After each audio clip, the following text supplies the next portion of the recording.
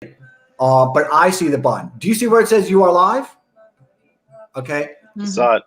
Yeah. Don't believe it. Don't believe it. You guys are like technologists, so you know that one day, they're going to fool us like this, right? It's going to say you're live, right? So what I do is I need to know, right, that I'm live, and I've got to know that you guys are live too, right? So what I do is I go to my Twitter feed, okay? And because this is a broadcast, and it automatically does that Twitter feed type of thing. So now, watch this. So I see CB Tags is here, and CB Tag says you're live. Maybe. So now what I do is I go to my Twitter profile, okay? And I scroll down because it's not there yet. Sometimes it takes like a minute to do that, and it's excruciating. So I have to do it again. So now what I do is I click refresh, okay? Then what I do is I have to wait. It takes time to do this. So I'm going to try this again. Okay, now what I do is I go here. And now what I do is I go to my YouTube. I'm on YouTube too. Did you know that? Awesome. I'm on two things. I didn't realize that. Things. Okay. King of all media. So now what I do, is. okay, just bear with me for a second. So now, you see this? Endling Bird FRK, and I like that image. That's really cool. So thank you. Adam checking whether he is live. Might be my favorite part of every episode. Good to see Adam. Yeah, thank you so much. Maybe. So now what I do is I go to Twitter one more time. It's painful, right? Yeah. So, okay, so No Worries 2020. Thank you so much for joining us. And Smoldering Duvet, you too. So now what I do, okay, is I click this, right? I click this. And you know what? I'm going to click it one more time. Then I'm going to click my YouTube. I'm going to you see this? I've got two laptops now. Right? Okay. All right. Nice. I'm giving it to my wife. All right. It's like a handoff, like a football type of thing. She's running with it. Now I'm going to check last time for Twitter. Now I'm going to check YouTube. And I've got news for you guys. I've got news. We did it. We're live. Isn't that We're awesome? live. That is awesome. Now I've got a ritual. Okay. Do you guys like my music? Mm-hmm. Well, we were discussing it before, right, Carolyn? Because you were hearing me say it a little bit. Right? It's pretty, isn't it? This is the Hanuman Chalisa. And we have people that are going to be joining us from India. And today is an important day in India. Today's a day of prayer. It's the Mashra Vita day. So I always play this, but today I'm playing it like a little bit louder, I guess, right? So now what I do, and thank you all for joining us. So now what I do, I forgot what I always do. Now what I do is I turn it down. You see this? Okay, it's a ritual. After these periscopes, you know what I do? I have M&Ms. That's my closing ritual, right? But you guys don't see that, but I have a lot of M&Ms. I turn it down. You guys like my music? It's solid. It's like We'll have to send him some Oklo M&Ms. Yeah, that's exactly right. Really? We've got Oklo M&Ms. Yeah. Really? That's awesome. Yeah, definitely do. Send me a lot of them. I do a lot of periscopes. That's true. I'll eat them in front of everybody. So that's like a live type of commercial type of thing. That's like a product placement. Yeah. So you like the music. Make a fortune on Oklo M&Ms. Yeah, I really want them. So now I'm going to turn it down. Okay. And that's it. We did it. We're live. Thank you so much for joining us. Thank you so much, Jake. Thank you so much, Carolyn. I'm so excited about this conversation because you guys are awesome. And I know nothing about nuclear energy. So I feel like we're having lunch and I get to grill you guys about nuclear energy and that you guys are a startup and what you guys are doing. And I'm going to be like that you guys are like my professor, and I'm going to be like that kid in the back room. It's like hoping everybody else asks the questions, right? Because I'm kind of shy like that. So I want to thank you, and I want to thank everybody else for joining us. So I see some really interesting questions. So you see how quickly it begins? Look at this. ABN Heal, thank you so much for joining us. Peanut or no peanut? No. Do you guys have the Oklo M&Ms with peanuts? Good. Just Jake, dark you should grab chocolate. them. I think they're close to you. Yeah, actually, I do. Here, I'll show you. Yeah. Yeah. Don't send me the one with peanuts because then it's not going to be what you guys want. Really? Okay. Those are really nice. No Those are peanuts. really, those No are really peanuts. So I see Patricia is here, and thank you so much for joining us. And I thank you so much for joining us yesterday on the Investor Series also. So I'm very excited for this, and I'm even more excited that both of you are here. So thank you so much for making yourself available. Would you be kind enough to introduce yourselves? Would that be all right? That'd be great. So I'll start. So I'm Jake DeWitte. I'm CEO and co-founder at Oklo. Been around nuclear for almost as long as I can remember. Well, literally for as long as I can remember, because I grew up in New Mexico. And when you grow up in New Mexico, you kind of grow up around this stuff. So literally as a kid, I used to go on weekends and see the National Atomic Museum with my dad in combination with either getting donuts or playing sports or watching sports or looking at cars or some combination of things I love to do. And that was because I was just in love with this science and the technology of what you can do with harnessing the energy in the nucleus. So that's what set me on this course. For as long as I can remember, I literally was fascinated by it. And then as I got older, I got to learn a lot more about it, understood a lot more deeply, and then started to see some of the pretty significant opportunities that the technology holds, both slightly tapped into, but mostly untapped into. And that was a lot of the motivation to start Oklo, was looking at the opportunity space around what you can do splitting atoms, harnessing that amazing amount of energy, and actually doing some amazing things for humanity with that, both on Earth, even space. It's incredible what you can do. So that's what got me really excited about it. I did my bachelor's in nuclear engineering. Before that, actually, I got the chance as an intern in high school to work on nuclear technology, kind of a random but cool experience set working at a national lab. And then along the way, continue to have some internships at national labs, including one then at then going to GE Hitachi, which is their nuclear division, before going to MIT for grad school and picking up my master's, my PhD along the way there. And I started Oklo with Caroline back sort of right towards the tail end of my my PhD. So that's what got us started on this. On the technical side, focus has historically been sort of on the reactor design, core design, and plant design aspects of it. So looking forward to this conversation. I am also. You guys, I'm going to ask so many questions. I really am. And we're going to start at the very beginning, right? We're going to start with nuclear energy. But Carolyn, would you be kind enough to introduce yourself? Definitely. Yeah. Unlike Jake, I did not grow up anywhere near anything nuclear. I grew up in Oklahoma, heartland, oil and gas country. Didn't really know anything about it. I would say in my undergrad, kind of three different things happened.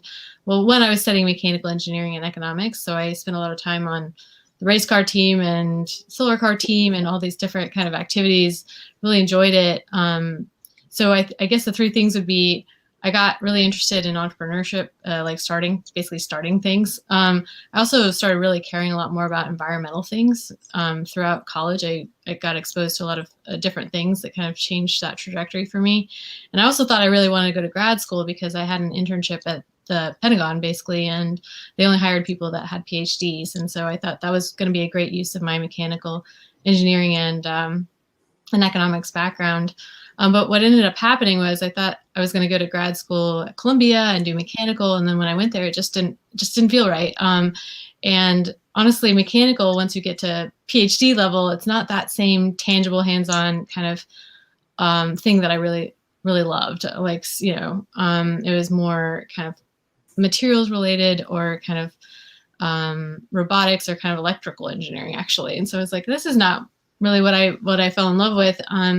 And I decided to work for a year in basically technology commercialization while I reapplied to grad school, actually in nuclear engineering. And I had been both at the Pentagon and in other internships where I did research. I actually met different nuclear engineers of all things and got really interested in it. So I reapplied to grad school for nuclear engineering, got into MIT, and that's where I ended up going and meeting Jake. And Jake was getting a bunch of people together saying like, hey, let's do something in advanced fission. And I thought it was outlandish, but really exciting. And so I hitched myself to that wagon. And so it's really been a fun ride and being a part of that, being a co-founder in this company. And then can you help me understand that it's a startup? which I thought was really interesting. So I did a Periscope number 3 with in the investor series with Mark Schneider. And there were a lot of questions about kind of what's happening, innovation that's happening in the industry, and what are the startups that are happening in the industry. So would you be kind enough also to kind of give me some landscape of you guys as a startup, right? Because that's kind of unusual now. And also, what is kind of the landscape for startups? Is this something that you're now beginning to see an interest in? Yeah, for sure. It's actually a really, I think, exciting time, and part of why there's such a, I think, paradigm shift going on in terms of nuclear technology development is we're seeing the emergence effectively of nuclear startups operating, in the manner that startups do and do very well. And basically, this all really started to kind of happen more or less in the sort of 8 years ago time frame, plus or minus a few years, where you started to see a convergence of a couple factors driving this.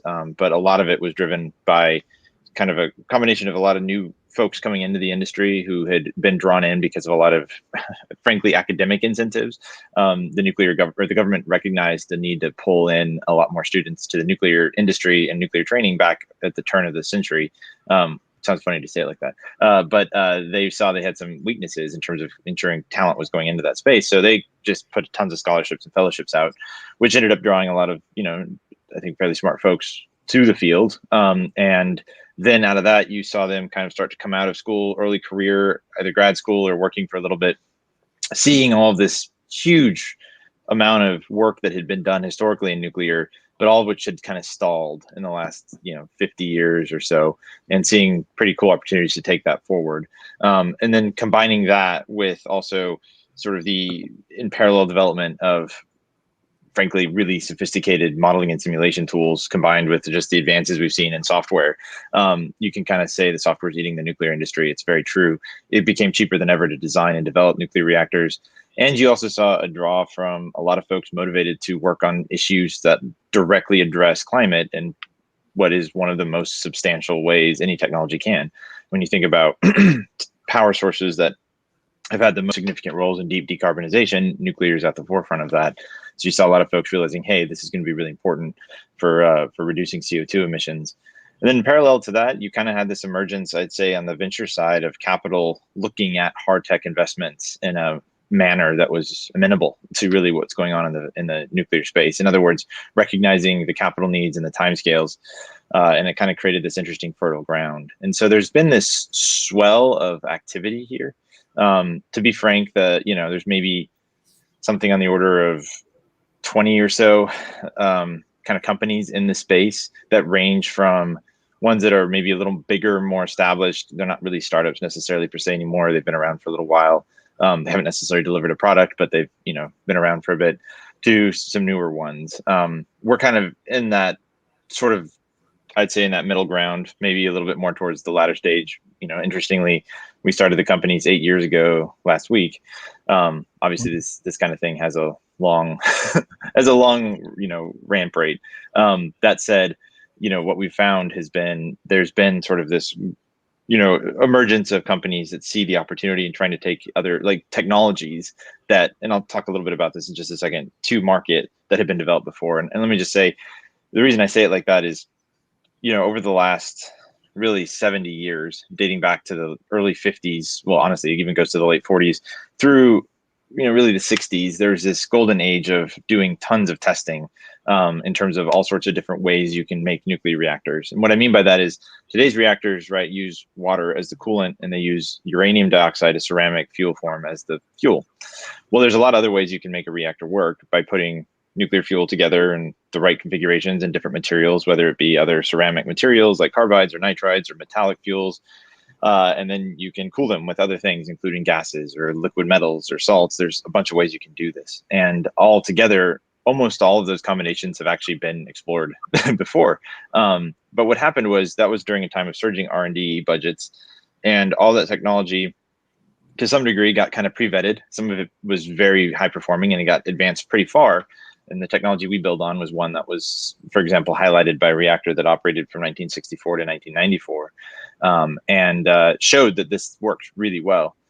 But for a combination of reasons, it kind of sat on the shelf. after that time frame due to policy issues, due to regulatory issues, due also almost mostly to business models, where the prevailing mindset, and it's still true today, has been you got to kind of get government funding to do things in this space.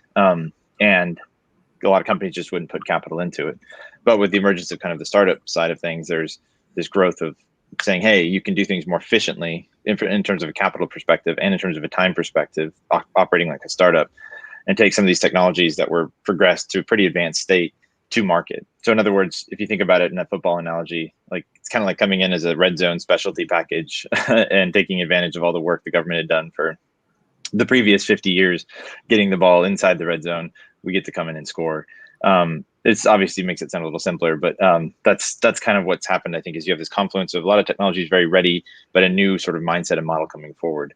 That said, while there are that many companies, not a lot of them are actually operating like true startups, and that sounds kind of critical, but it kind of is intendedly, because there's kind of an approach sometimes in this industry to look like the big companies have looked, which is usually pretty antithetical to how startups thrive and succeed. But thankfully, there's also that surge of companies doing that space. So we've been excited to basically pioneer a lot of new ground. We submitted the first ever license application to build and operate an advanced reactor. Got that that was submitted, by the way, exactly 1 year ago today, which is pretty cool. Which we got accepted for review last year, and that puts us on track now, having the first reactor license application sort of en route. As well as having an early site permit from the Department of Energy to build our first unit in Idaho, as well as access to fuel for our first reactor. So I'm going to interrupt because this is a lunch type of thing, right? And if you guys were here, and you guys shouldn't be in New York, like it's better for you guys where you are. But if you guys were here, right, and we'd be having lunch, I'd be like asking all these questions, and so many people would be joining us, and I would interrupt because I'm so rude like that, right? So I want to understand a couple of things in terms of the micro reactor aspect of it. And that came up a lot in Investor Series number 3. And it's come up a lot in a Periscope I did with Dennis Ringo as well, about kind of the portability of these things and the accessibility of these things, and also about demand in other countries. So can you help me understand kind of the micro reactor part of it? Of course. I'll start with it. Caroline, you should jump in. But basically, what we're doing is starting very small. And that gives us a micro reactor in the sense of a system that makes about 1.5 megawatts of power. That's enough for, depending where you live, 1,000 to 1,500 homes. I say depending where you live because some places need a lot more energy than others.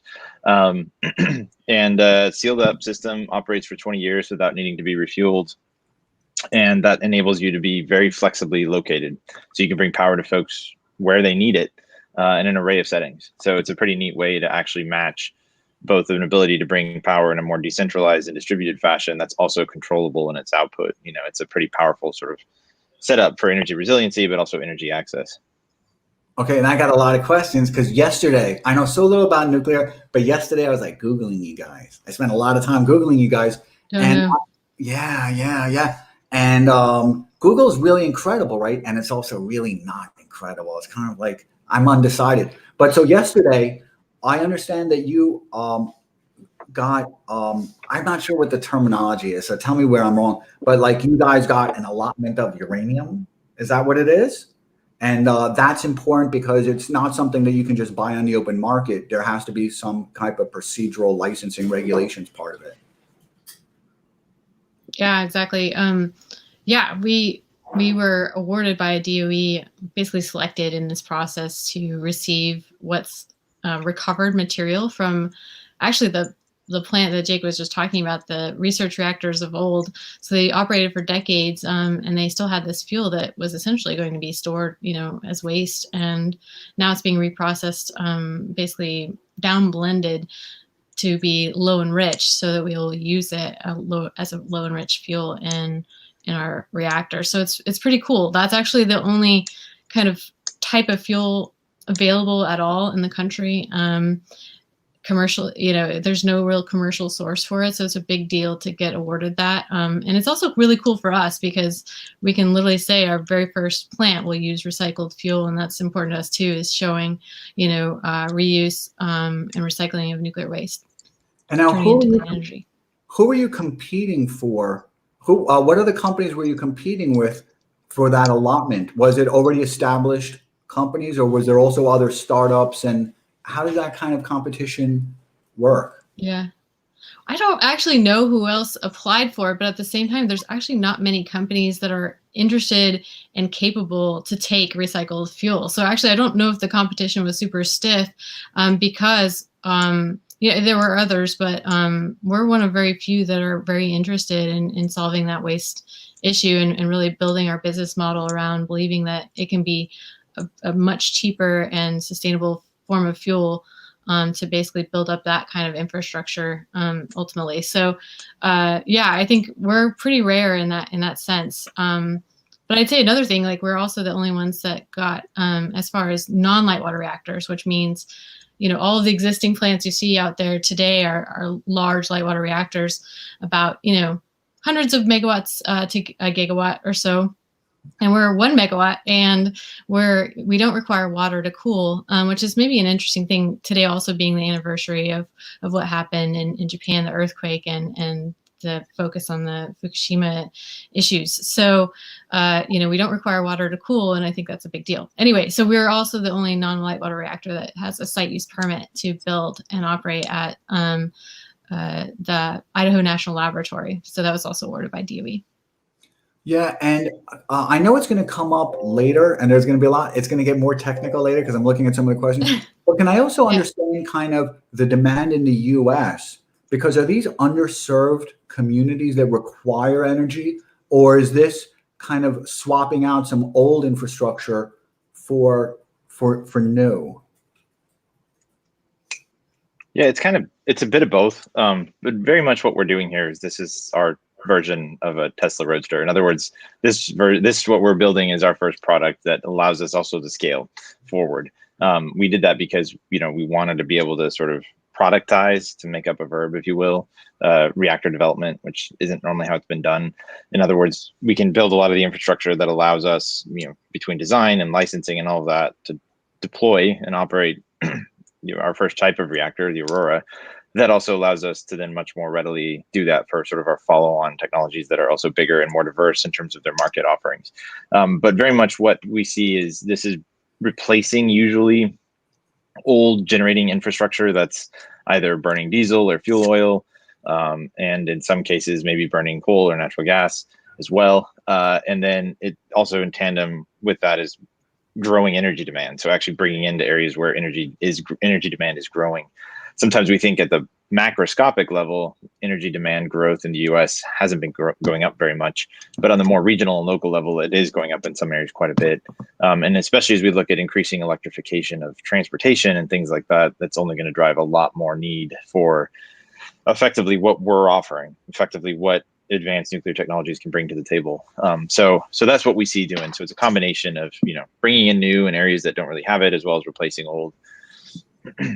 And there's a really interesting question that I want to take it, and then I want to go back to another question because I got a follow-up question. And I just want to let you know, Jake, if you want to adjust your camera, because if that's possible, just because I want to make sure it was kind of covering up your mouth a little bit. Like, the way they do when you're watching something and there's like obscenity, so they just kind of like do that. They cover it up. That's the way it works.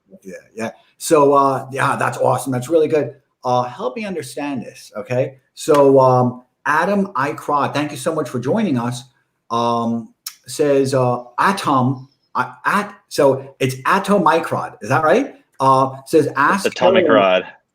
Is that that's funny. I play a lot of Scrabble, and I'm kind of like twisting it a lot in my head. That's awesome. Okay, that's really cool. So thank you for that.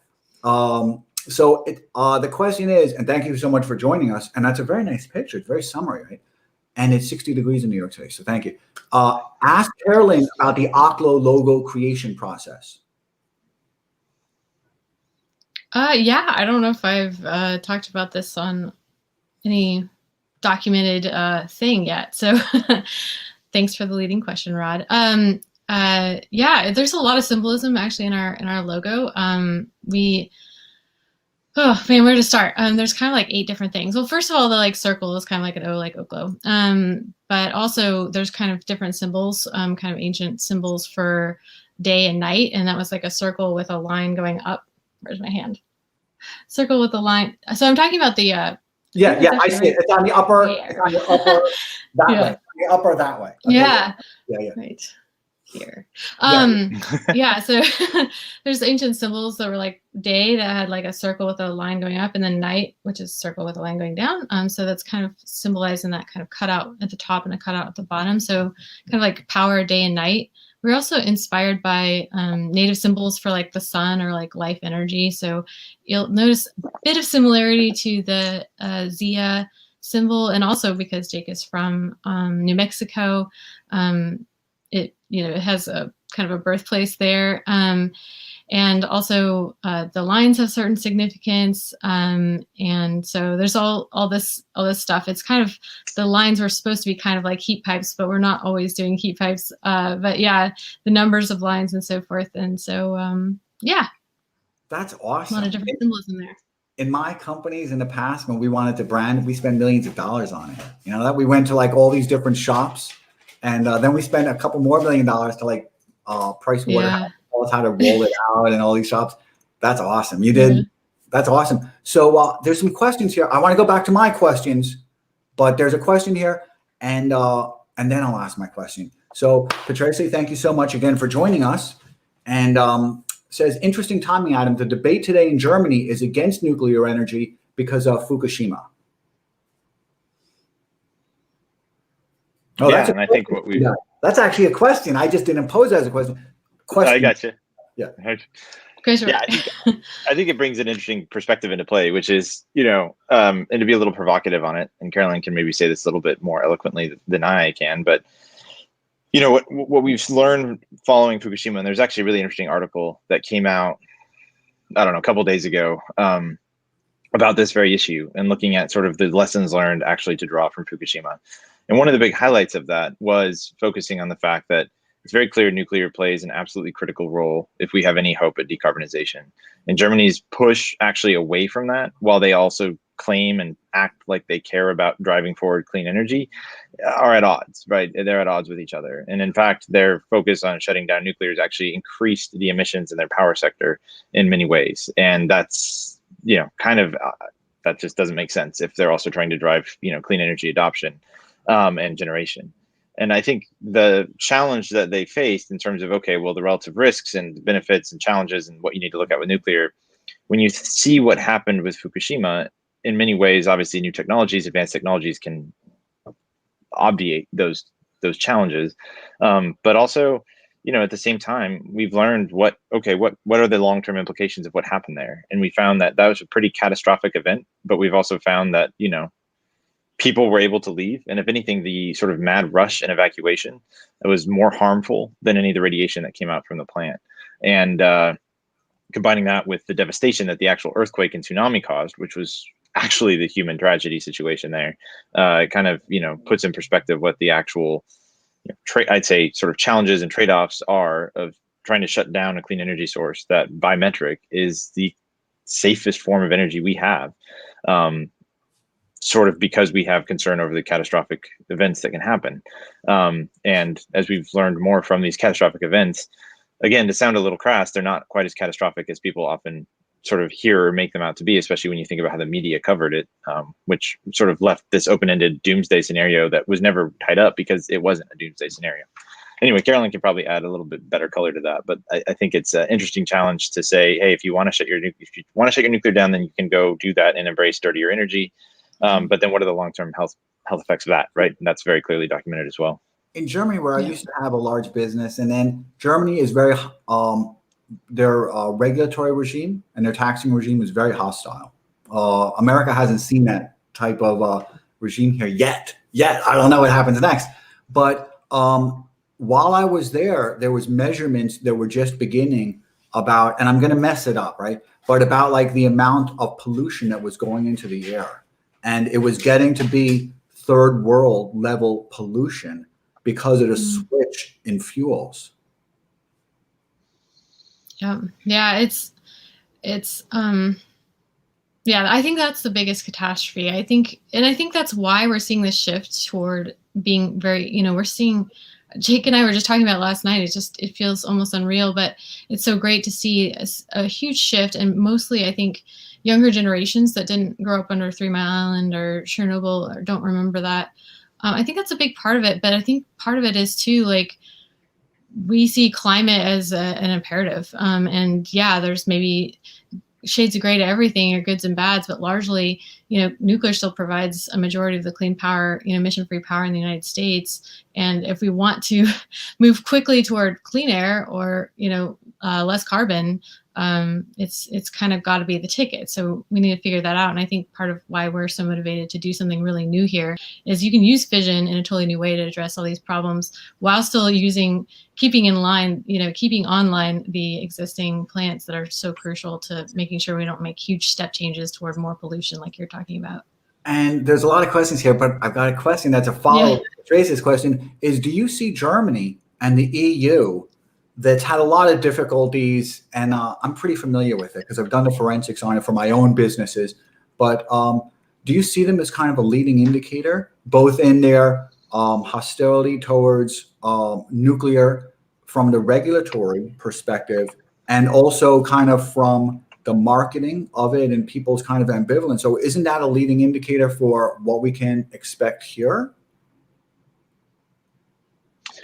I don't think so at all, because the EU itself is even divided, and internally, I mean, you look at France, they realized pretty quickly the benefits of going nuclear in the 70s, and talk about one of the greatest success stories in deep decarbonization, what France did. Maybe the next one of the other greatest stories was what Sweden did, both largely driven on the backs of nuclear deployment. And, France sees that role and the need for that continuing, and they've made investments to support new plants. Even looking at, being able to sell the energy that they can generate from these plants to Germany because Germany's issues. But, you see that, and it's sort of, I think, split across in certain areas. But Germany's definitely stood up. There's a few other countries that are kind of making this decision, and they're seeing the real term implications of it, right? There's a lot of, I think, trying to polish it to make it look like it's a different thing going on than what it really is. But it's a pretty clear failure in policy towards carbon reduction, whereas you see the successes out there between countries like France and Sweden. So we actually see in the EU, there's quite a bit of interest in nuclear in different countries. Not just, Germany might be one of the exceptions to it, but I think generally speaking, there's quite a bit of interest from others, especially as they look at what these advanced technologies can do, because they look so differently in terms of their safety profile as well as their economic profile. And I think in the US, it's a pretty significantly different environment as well, because we see the value that nuclear plays for our grid, right? It makes the majority of our clean energy in this country. And they also see the importance of it. When you shut it down, it's often largely replaced by dirty energy. Do you see I interrupted again, right? No, please do it. It's fine. No, so there's tricks to it. If we were in a restaurant, right, because this is like a lunch type of thing, I would, and I wanted to interrupt, but I didn't really want to be that rude, right? Because it is kind of rude, is I would order something from the waiter. You ever see that? You go like this while you're talking, and I would say, like this. You see that? I would like call over the waiter, right, and I'd be like, can I get more water, right? So I'm going to... Can I add on to that too? Like as far as EU and stuff? Yeah. I also think like just broad, like globally, environmentalist groups are kind of toppling like dominoes in terms of their consideration of nuclear, like or not wanting to consider nuclear. That whole stance has really changed. And I think thought leaders, I saw Scott Adams was on here. I think different thought leaders are also kind of bringing up, hey, like we need to look at this. We need to really consider it. But I do think like Jake said, and like you're bringing up, Europe is not quite as, I don't think the culture has shifted as quickly as it has in the United States. And I do think the United States will be a leader along with probably, honestly, Russia and China. I'm delighted to hear that Scott Adams is here. Scott Adams is how I discovered Mark Schneider. And Scott Adams, I'll tell you something really interesting. Scott Adams, for me, I use Twitter to curate my reality. Do you know what I mean? So because reality is like so fragmented and it's almost incomprehensible, right? That I use Twitter a lot to help me kind of assemble reality. And I'm very careful with what I let into my mind, because once it's in your mind, it's really hard to take it out. Right? So I'm very kind of almost precise, like surgical with what I allow into my mind. Scott's one of the people I follow.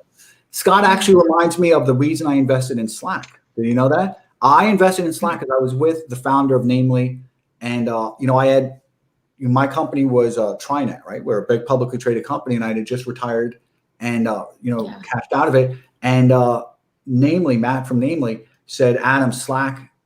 This was 2012. Slack is doing things that you can't do. He kind of gave me an alternative take on something that I was used to. Like my mind had pattern recognition. And for me, the pattern was Trinet, PEO, Insperity. I guess there's JustWorks. There's a few other companies, or companies even like Workday, because I was also investing in Workday. Scott reminds me, Scott's very good at kind of like that alternative type of thought, kind of postmortems on thoughts and alternative ways of looking at thoughts. I thought it was really interesting. And I discovered Mark Schneider from Scott Adams. And I'll tell you what else I discovered. I discovered, because nobody else was talking about it, that Cory Booker supported, I know Cory, that Cory Booker was supporting nuclear. I didn't know that from any of the media at all. And I know Cory. I didn't know that. That's awesome. He's amazing. But isn't that odd? The way I discovered it these days, the way I discovered it was from Scott Adams discussing kind of the candidates that were out there. Yeah. That is interesting.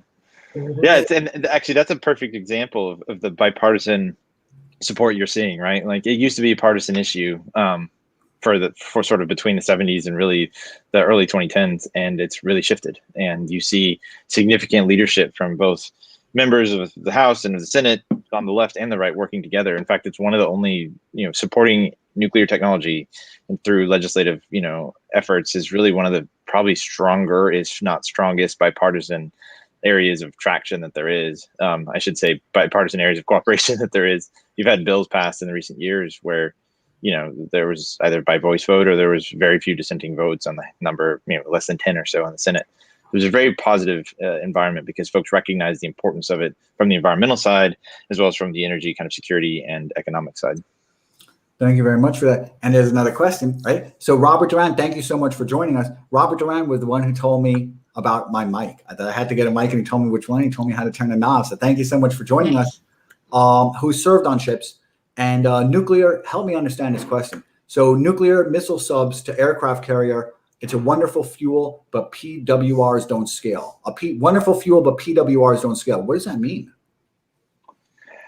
It's saying that pressurized water reactor, that's what a PWR means, is referring to that, which is a type of reactor system that operates with high pressure water, cooling the fuel, and also slowing down the neutrons to sustain the reaction. And then that water going in turn, heating up water at lower pressure and boiling that other water and making electricity or power from it. I would contend that that's not entirely true. You look at, what is it, about 400 reactors, I don't have it in front of me, but around the world are PWR technologies. The majority of them, about 20% energy in the US that we get from nuclear comes from PWRs. I do think there are some technologies that sort of improve upon what water-cooled reactors give us. That's why there's a lot of wave and advanced reactors for sure. And I think that maybe they scale better, but I wouldn't say they don't scale. I just think maybe next generation technologies might scale a little better. And thank you for that. That was very helpful. And John Heat 5, and I really kind of like that image. Is that Apollo, right? And my interest in Hellenic history. I was telling you about that before. So it looks Homeric, but I can't really tell. I have bad eyes and there's a lot of glare, so I can't really see.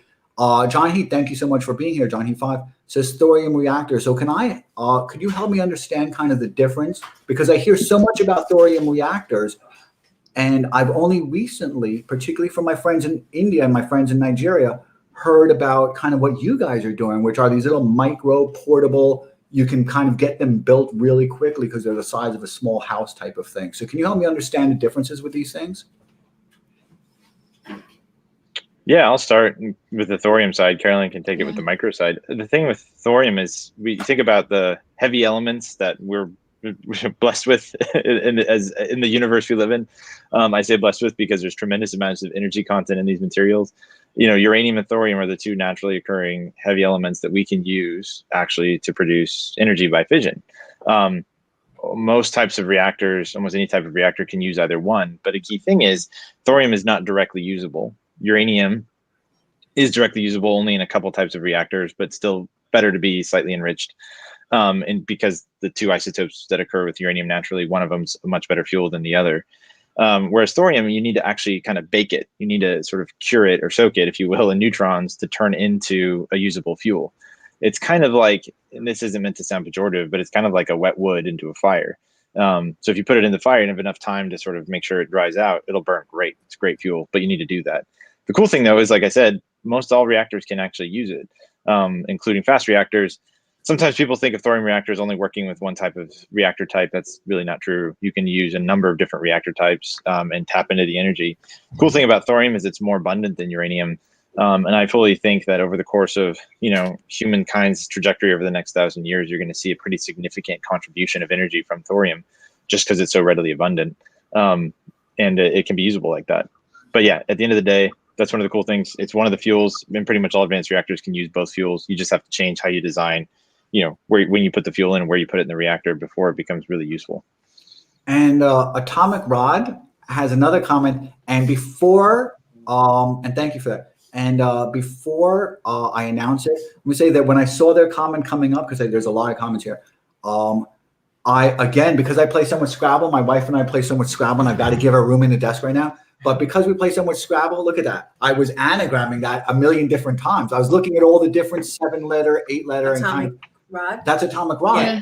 But automatically, I started to anagram because it's an 8-letter and it'd be kind of like a bingo, into things. So Atomic Rod, thank you so much for joining us. Says one of Oklo's most interesting accomplishments is reducing the scale of the NRC license applications.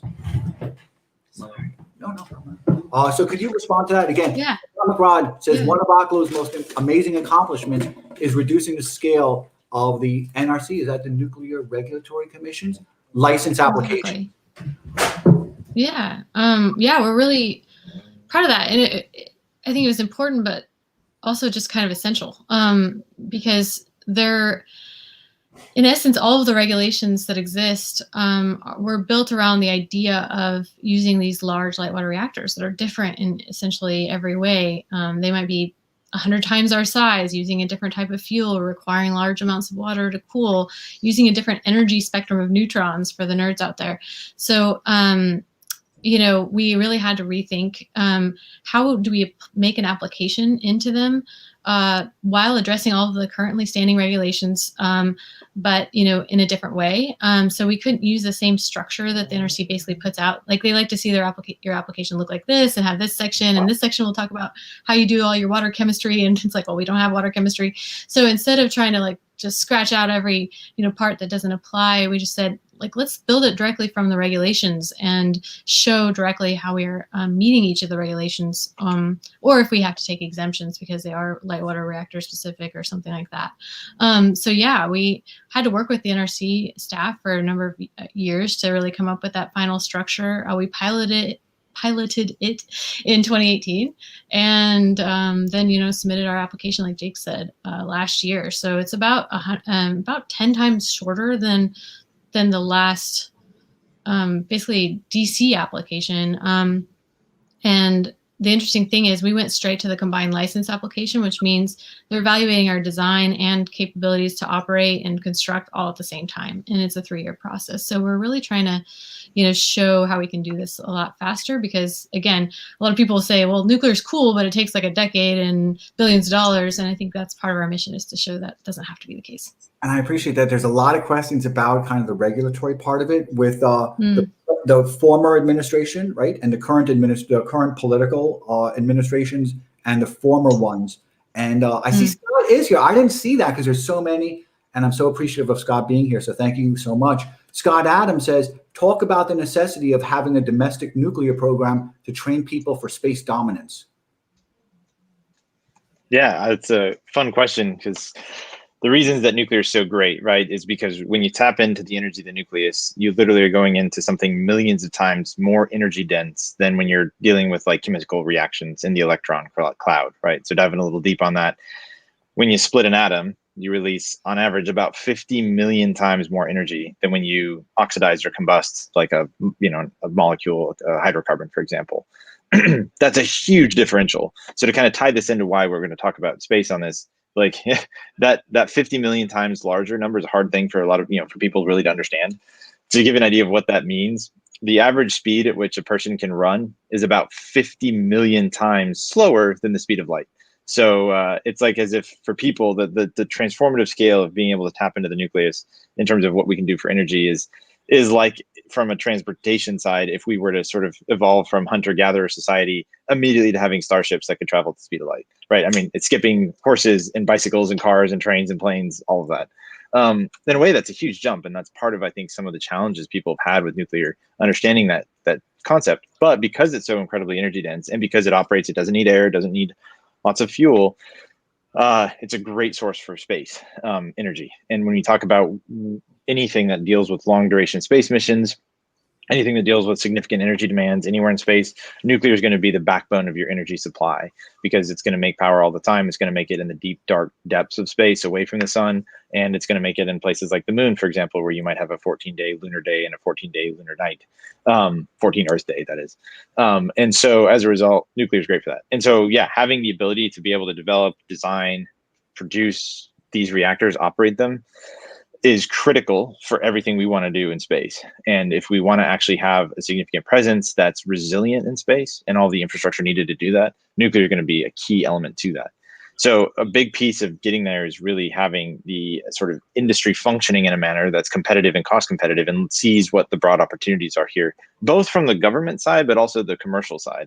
And I think actually the commercial side is one of the more interesting ones, just because government programs are inherently extremely bureaucratic, slow, and often just way over cost. So, just to give an example of what Caroline said earlier on the license side, for cost, right? We did all this without having to be reliant on a bunch of federal funding or VC funded. We developed, submitted, and got a license application accepted for review for almost 100 times less capital than had ever been spent to achieve similar milestones before. That's why it's such an exciting time for nuclear startups in this space. Anyway, I answered a bunch of questions on that, Scott, but yeah, that's kind of the thought process. No, that's awesome. I've got some follow-up questions to that because it's so interesting. And part of it is actually, I'm going to go backwards a little bit to what was discussed a few minutes ago, that you're kind of competing also with marketing that is counter to nuclear. Is that coming from the fossil fuel industry? And another question, right, if you want to write these down, because I got a lot of questions, is because you're competing with that, and again, because I learned of Mark Schneider, and my inquisitiveness was really kind of piqued when I saw that kind of one-on-one interview that they did. You're also competing with something that Scott Adams calls like loser think, right? Which is about people's untrained brains and its kind of consequences on America, so that people now might hear the rhetoric that's anti-nuclear, as Patricia said was happening in Germany, and not have the faculties or the information available to be able to kind of have that kind of introspective type of discourse, the reasoning that's required. So, and then I've got a follow up to that too. I've got a lot of questions. You don't have that in China, right? So when Scott's talking about space, we have that constraint, while as China doesn't. Yeah. Yeah, I'm itching to jump on this, so I'll start. I think, maybe especially from my perspective, coming from not knowing anything and being like, oh, is that safe? That kind of seems weird, to like learning about it and being like, why haven't I heard about this before? Which I think is a typical trajectory for people that are hearing about it. It's like, I don't really trust that. And then they learn more and like, oh, the facts kind of bear this out. And then they're like, well, if this is a silver bullet, like probably the closest thing we have to a silver bullet on this planet, like, why haven't I heard about it? And I think one of the first things I really realized after I got into it a little bit further is it's not really an industry. There's the biggest there's a couple of the biggest players, right? Like GE and Westinghouse, and then the people who own it and operate it are the utilities. And utilities have divided interests, right? They have natural gas plants, they have coal plants, they have solar plants, and they have nuclear plants. And they frequently don't want to promote one over the other. They already feel comfortable with promoting, oh, we're invested in renewables because they know PR-wise that's not complicated. But I've even heard just yesterday, I heard kind of behind the scenes from some stuff that, some utilities don't want to point to nuclear actually doing well in the Texas energy crisis because they don't want it to look better than some of their other assets. So we are constantly, if you want to call it an industry, shooting ourselves in the foot. And I love that loser think. I don't remember seeing that. I do follow Scott on Twitter, but that seems brilliant. I think there's kind of two aspects to that. One is, yes, like the whole industry has been made up of people who got through by just like keeping their heads down and doing their engineering work. And so I think there's kind of this mindset of just like, don't talk about it. Let's just do our work. No one likes us anyway. And utilities that don't care about promoting nuclear over anything else. And then, yeah, like you said, fossil interests that have actually, obviously, like you can find it out there where they've literally paid for advertisements against nuclear. So it's kind of it's a confluence of things. So there's that loser think, I think, on the industry side, but also like, I think the fact that there's not been any startups in this space, people will also ask us like, well, why hasn't this been done before? If you're using technology that started being demonstrated in the 60s, 60 years ago. And it's like that same loser think compounded with, I think, I heard this really interesting quote from Steve Jobs that was something like, you have to, founders kind of have to create their own force field of like bending reality around what they want it to look like. And I think Jake mentioned, like, we started this a number of years ago, and you kind of just really have to believe in it and want to work on it and want that reality to come to pass. So.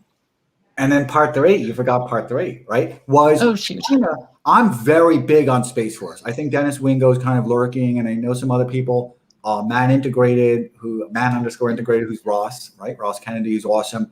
And we were discussing different parts of Space Force. He was talking about the logistics part. Dennis Wingo was talking about kind of the conceptual framework of where we were, where we are now. I'm huge into Space Force. Big believer. I couldn't emphasize that enough. I really think it's the future of humankind. It's happening so quickly. People don't appreciate how quickly Star Trek is happening, right?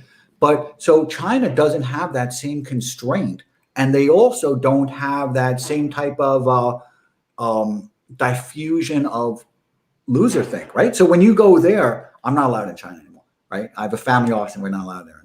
But China has almost, I hate to say worshipful because it's not religious. They love Elon Musk. They love America's Space Force. Yeah. So they're kind of the exact opposite of kind of the, that loser thing part of it. They're really kind of excited and anticipating these type of things. So is America going to fall behind China, both in the development of these things and people's perception and welcoming of nuclear? And then they become, right, if they welcome it, then they become kind of evangelists in their own right. Yeah, that's really true. Yeah, and I think what we're seeing is there is a big push. I mean, China's been deploying a lot of the technology internally. They really care about this. But I think one of the challenges too is that, they have to look at is respect to how they're going to be able to be sort of broadly and globally competitive in a manner where, look, I mean, just to be frank about it, right? We still have some of one of our greatest strengths is in the US is our ability to innovate, right? Think about doing things in a different way, in a better way, in a new way. And we're a direct manifestation of that. We didn't take the route that, most people would think, oh, a nuclear company has to do these things. In fact, many of the things we've done, most people said, oh, that's impossible, right? Even from when we started the company, it's like, you can never do that. This isn't a good way to do it. You can't do these things. And then we've consistently done those things. Literally within weeks last year before we submitted a license application, a thought leader in the industry was saying, oh, there's no way any advanced reactor license applications are going to get submitted this year, which, just that mindset of how things have to be. We've broken that mold, but that mindset is still prevalent pretty much everywhere else. And I think that's a key enabler on the US side. And on top of that, you do have this kind of growing confluence of recognition of the importance on nuclear, right? In terms of how it plays in terms of climate, as well as energy resilience. I mean, we're hearing people who have even friends of ours and family who've been skeptical, right? Especially just in the last few weeks with respect to what happened in Texas, being like, oh, I guess nuclear really would have helped. And it's true. I mean, these kind of things show the importance that you need a resilient energy grid, and that, you know, you need to kind of balance the attributes and strengths of each generation source. And nuclear just happens to have some of the greatest strengths of any generation source imaginable. So it's a kind of inevitability in that sense. And I think at the end of the day, a drive towards electrification just makes this, the adoption and deployment of advanced nuclear technologies on a both domestic and global scale, inevitable. And one cool thing about the US, right, is a lot of countries really like to do business with us over some of the others out there. And I think that puts us in a good spot. One of the reasons that they want to do that, they really want to do business with us, because I've had businesses all over, and I have a lot of friends in Africa, different parts, South Africa, Nigeria, is because our laws and our regulatory oversight applies. While as in China, the contracts, because there's no equivalent language, right? The contracts, there's a ceremonial contract which will be written in the indigenous language, but the one that actually is significant and that holds is the one in Mandarin, which can only be negotiated back in the People's Supreme Court and back in the judicial system there. So they like American regulatory oversight. They like kind of our legal oversight, our financial oversights that we have here. But does the regulatory oversight of America apply to nuclear? Does that also apply in Africa and some of the countries where you're just seeing enormous scaling? Yeah. So you're talking about, scaling, and I think, well, to that end, I think you need all sizes, right? And I think that's one of the things that we've always been clear about, but people don't get very much is, and almost back to your Elon question, we wanted to start with our Tesla Roadster, like the thing that's hand built in a mall. Not really, right? But the simplest, smallest MVP kind of product that we could get through the regulatory, that we could really hash out some really important issues that are easier to really talk about and to force the conversation about with the regulator when it comes to that. And yes, we focused on the United States regulatory system for that same reason, what you're bringing up, which is, a lot of countries around the world look at that as some kind of, I guess, gold standard. And we did have investors that were, or, different people who came to us and said, you're doing it the hard way. Why not just go to some other country that has no regulations and just build it? And I will say that's tempting sometimes, but ultimately we believe that we're knocking down the biggest hurdles to really, once we get through this, really have a pathway for like incredible growth, not just in the United States, but also internationally. So I think that's very true. And just to get back to the scaling part, we're starting with this small thing, but we're already on our next design, which is basically 10 times bigger, still very small. But, kind of trying to have different products for different markets. And one of our mottos is like, make reactors people want.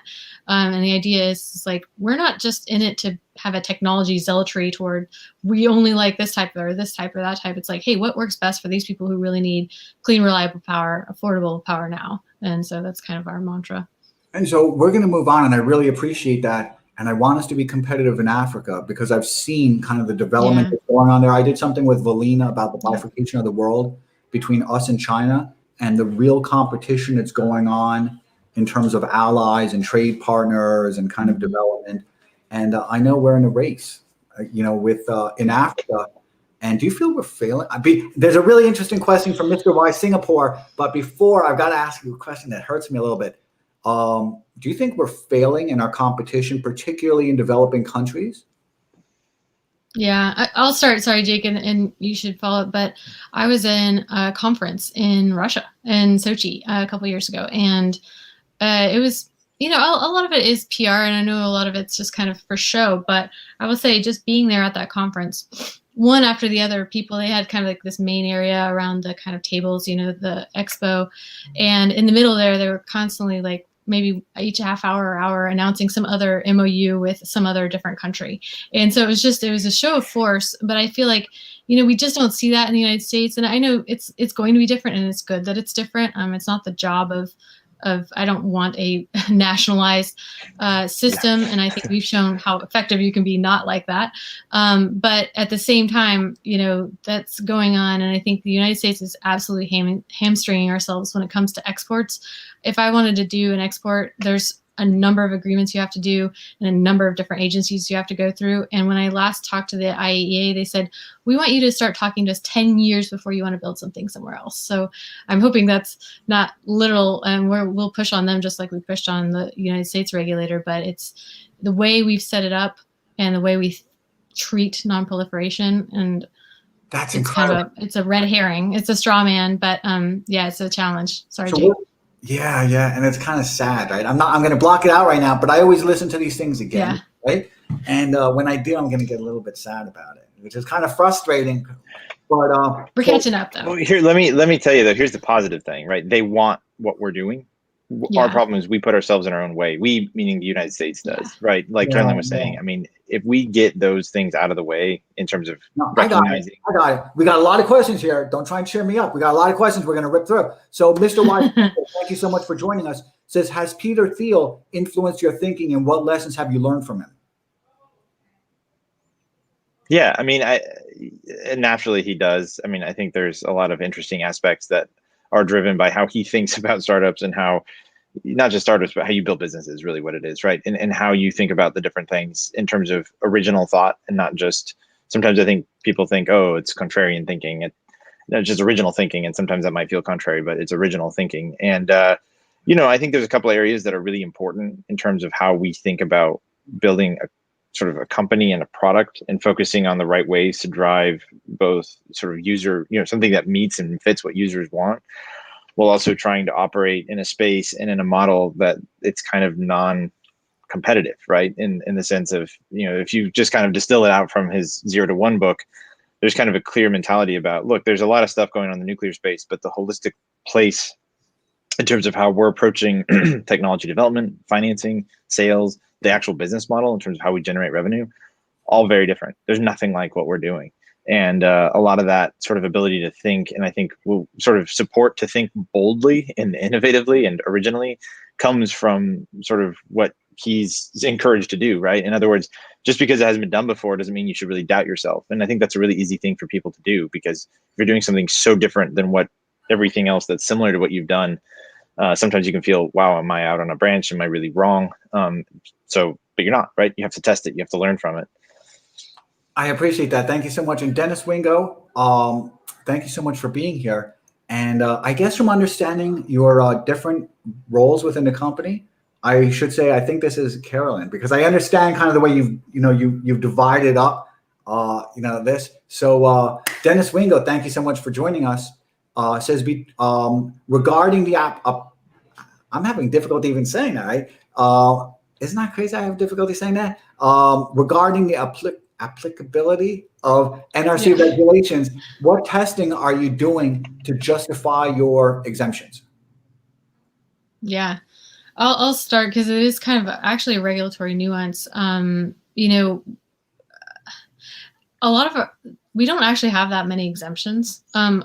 There's portions of the regulations that simply just don't apply because we're just very different. And for instance, they're written exactly for a light water reactor. So it just simply doesn't apply, like describe this system, and we don't even have that system. What we have to do is show safety. And if you think about the size and the simplicity of it, again, it's smaller actually in thermal output than the MIT research reactor, and low enriched, whereas the MIT research reactor, I believe, is still high enriched. So it's just an outrageously small amount of material. We did that on purpose, even though it's not maybe the most economical. It's to show that safety, and it's almost the point. We analyzed to every different accident. There's like 40 different external hazards that you have to analyze, the tornadoes and avalanches and all these different things. And the worst case accident, at least as far as our current state of testing, doesn't have any accident at all. No sizable fuel melt, no sizable dose released. And so it's challenging the NRC, because when you literally have the worst case accident and you don't have a dose, and maybe in the end, maybe we'll come up with some small amount of dose just to expedite this along. Then you just, what all do they even regulate if you can't even harm the people in the environment, which is their mandate? So computers have come a long way. If you think about most of the plants on the planet today, were designed using slide rules and calculators, maybe. We can do incredible, basically digital twins. And we've also done hard testing. So we've done field prototyping. We've done thermal testing at Sandia National Labs. And we've built on the test, 3 decades worth of testing data of the field type we're using. And thank you so much for that. And thank you so much for asking that, Dennis. And I guess this is kind of a continuation of that, Carolyn, because GB Pons, thank you so much for joining us, right? And says, do you think the availability of waste would be the limiting factor in the industry? And the industry for you, as you were kind of describing that there's non-industry. So do you think that availability of waste would be the limiting factor for you guys? Carolyn? I'm interpreting that to say that do we need waste to actually be able to use fuel from it? And so I'd say the answer is no. It just happens it could be a pretty attractive fuel source because today's waste is basically only maybe 5% used. There's a lot of residual energy in it. So I don't really think that's kind of the main thing. If he's asking about does the production of waste, is that the challenge? And I would say also no, because one of the cool things about a fuel that's so energy dense that millions of times better than everything else means you have millions of times less waste. And in nuclear, unlike pretty much every other power source, we actually have to contain and control our waste, its entire life cycle, and we pay to do that. So we know where it all is, we contain it, we control it, it's very readily disposable, and perhaps even more excitedly, it's readily recyclable. So it's actually got a lot of upside to what it actually contains and what's actually imposed by it. We're going to go on because there's a lot of questions here. Do you guys see all the questions on your side? Do you see that? Do you see all the questions? In the comments? Yeah, I'm seeing some of them. There's a lot, right? And there's a lot from Atomic Rod. You see that there? And I'm like, no. Okay, so Valina, who's awesome, who's really awesome. So thank you so much. We're going to be doing another investor series, her and I, next week, and we're plotting it out. So congratulations to Oklo. What are the potential nuclear reactor hazards? Are cyber attacks possible? Yeah. So real quick, just on nuclear plants in general, they don't even use digital systems. So when people are all worried about hacks into nuclear plants, the best they can do is kind of hack into maybe the business office's kind of systems or something. The plant itself is not even connected. Actually, fairly similarly, although we do use digital systems, they're not connected to the outside world. And so there's, it's very simple. And the kind of methods used to avoid any kind of cyber hazards is actually incredibly simple. So we kind of used Occam's razor there, I guess, or the keep it simple, stupid mantra. So yeah, it's basically not possible. And even if you think about what are the hazards, so let's say you have someone on site with a gun and they got access to the controls somehow, even though it's very difficult to do that, there's literally nothing they can do to the reactor other than shut it down. So there's really, even the way we operate the plant, it doesn't even really require operation. It's really autonomous. But what that also means is there's nothing people can do other than shut it down. Wow, that's really amazing. And thank you for that. So PT Pasta, thank you so much for joining us. And I think they're an expert because I was DMing with them a little bit earlier and I saw the questions that they had and I'm like, ask them because I don't know. So thank you so much for joining us. How flexible, and I think you were also discussing this. I read a lot of your stuff, Carolyn. I did. I saw your videos, Jake, but I read a lot of your stuff, Carolyn, and the interviews you had. So, and again, congratulations on your success. So PT Pasta, how flexible is your system output? Can you throttle your power or more base load constant? Carolyn? Yeah. It can be incredibly flexible. So fast reactors in general can ramp up and down incredibly quickly. So, very quickly. Light water reactors, what people are used to seeing, also actually can ramp more than people realize. In France, they actually do that quite a bit. But it's more maybe on the order of 30% ramping over a day's period of time, which is still pretty substantive. Jake, maybe you can correct me because I'm not as familiar with the ramping. But, we can throttle the power. But also what's kind of neat is we can kind of follow the demand on the grid. So the kind of inherent physics of the system allows it to basically kind of be controlled by the power conversion system. And if there's not as much demand, it basically slows itself down. So that's an important thing to us. But also, honestly, to make the most of it, you could just have it running all the time and not necessarily baseload follow. We do talk about that capability as an interesting thing, but maybe more interesting is the ability to store the energy or to even use it for mining crypto or different ways of storage and utilizing the energy, even if the grid isn't demanding it at the time. Jake, you should probably speak to this. Well, we're No, gonna. you nailed it. May we continue because there's so many questions here, and we're only up to the 1225 questions. The questions that came in at 1225, and they're so good. You guys see the questions. I see your eyes darting. They're good questions, right? It's really interesting. Yeah. So, Patricia, again, thank you so much for joining us. Are you willing to invest in emerging countries like Colombia, or are you solely concentrated in the U.S.? The answer is yes. We're very willing to invest in countries like Colombia. I think there's a lot of exciting opportunity for what we can bring to help address and solve energy and power challenges in different areas. So we're not just in the U.S. We're just starting here, and that gives us a really good footprint to scale globally from there. Do you see a lot of demand from countries like Colombia? Do you see, in fact, do you see more, I guess you see more demand there than you would see here, but are they kind of on your list of prospects that you guys have and kind of what's moving? Do you see them emerging in their demand? We do. We see a list of countries that are very interested here, and we keep seeing new ones all the time, just even this week. And so the key thing is what our business model is, right? It makes it easier to adopt power. In other words, we're not trying to sell power plants. We can do that if that's what's preferred. We can instead, we bring it forward to them, right? We're willing to design, build, operate a power plant, sell the power. So it makes it very easy to adopt. In other words, they don't have to have their own internal regulatory infrastructure or anything else. We can just extend what we're doing in the US, which is obviously kind of the gold standard in the world, and bring that same kind of oversight and regulatory requirements to what we do in other countries. Obviously, we can be flexible. We don't have to do it that way, but that makes it so much easier to get to market. So I'm going to follow up from their question and what Carolyn, you were saying before about your experience in Russia, right? Was it called the Sochi? Was that what it was? Is Russia and China? Sochi. Mm-hmm. Yeah, thank you so much. So Russia and China are known for very shoddy standards and very shoddy equipment, very shoddy. I mean, it just is what it is because of how much they rely on state-owned enterprises, how much corruption is built into their system. And I can speak about that for a while, but we've seen that with bridges collapsing in Ecuador and dams collapsing. I mean, just is what it is. So as part of the ambivalence that America's equipment is actually going to be considered better and more durable. And is that one of the reasons why you're seeing this kind of regulatory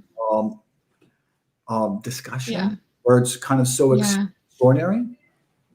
Yes, absolutely. So getting back to that, countries are signing MOUs because they're interested in kind of demonstrating that they're interested in that. But I think when it actually comes down to it, they don't really want to work. And I think Jake mentioned that they don't actually want to work with countries necessarily like Russia and China because of the hazards you're talking about. They really would prefer to work with countries that they believe have kind of more integrity or less geopolitical kind of interests in kind of, and it's a long life cycle, right? So if you establish a nuclear connection, I guess, with a country, that plant may last decades. The whole infrastructure may last a long time. And so you can kind of influence it. And I think that's a big part of Russia's aims. And I think when I say people, countries, people representing countries are very hesitant about that and concerned about it. I think we've seen how Russia treats that or can politically kind of, they supply a lot of natural gas flows through there and they might very quickly turn it off to Eastern Europe. So I think people are concerned about that. In China, their form of capitalism, right? That Chinese with, however they describe it with like capitalism, how their kind of pragmatic merger that they claim for their rhetoric. Their capitalism in China is embezzling money from the Chinese Communist Party and fulfilling contracts with really shoddy labor and shoddy work. And that's true. I mean, it's not just a phenomenon. In Russia, if I recall correctly, just from CNN, when I used to watch CNN as a kid, weren't a lot of those nuclear reactors that were being built by Russia in Iran, wasn't there like a whole crisis with them kind of falling apart? Or do I misremember that? I guess I misremember. Okay, we're gonna go. Yeah.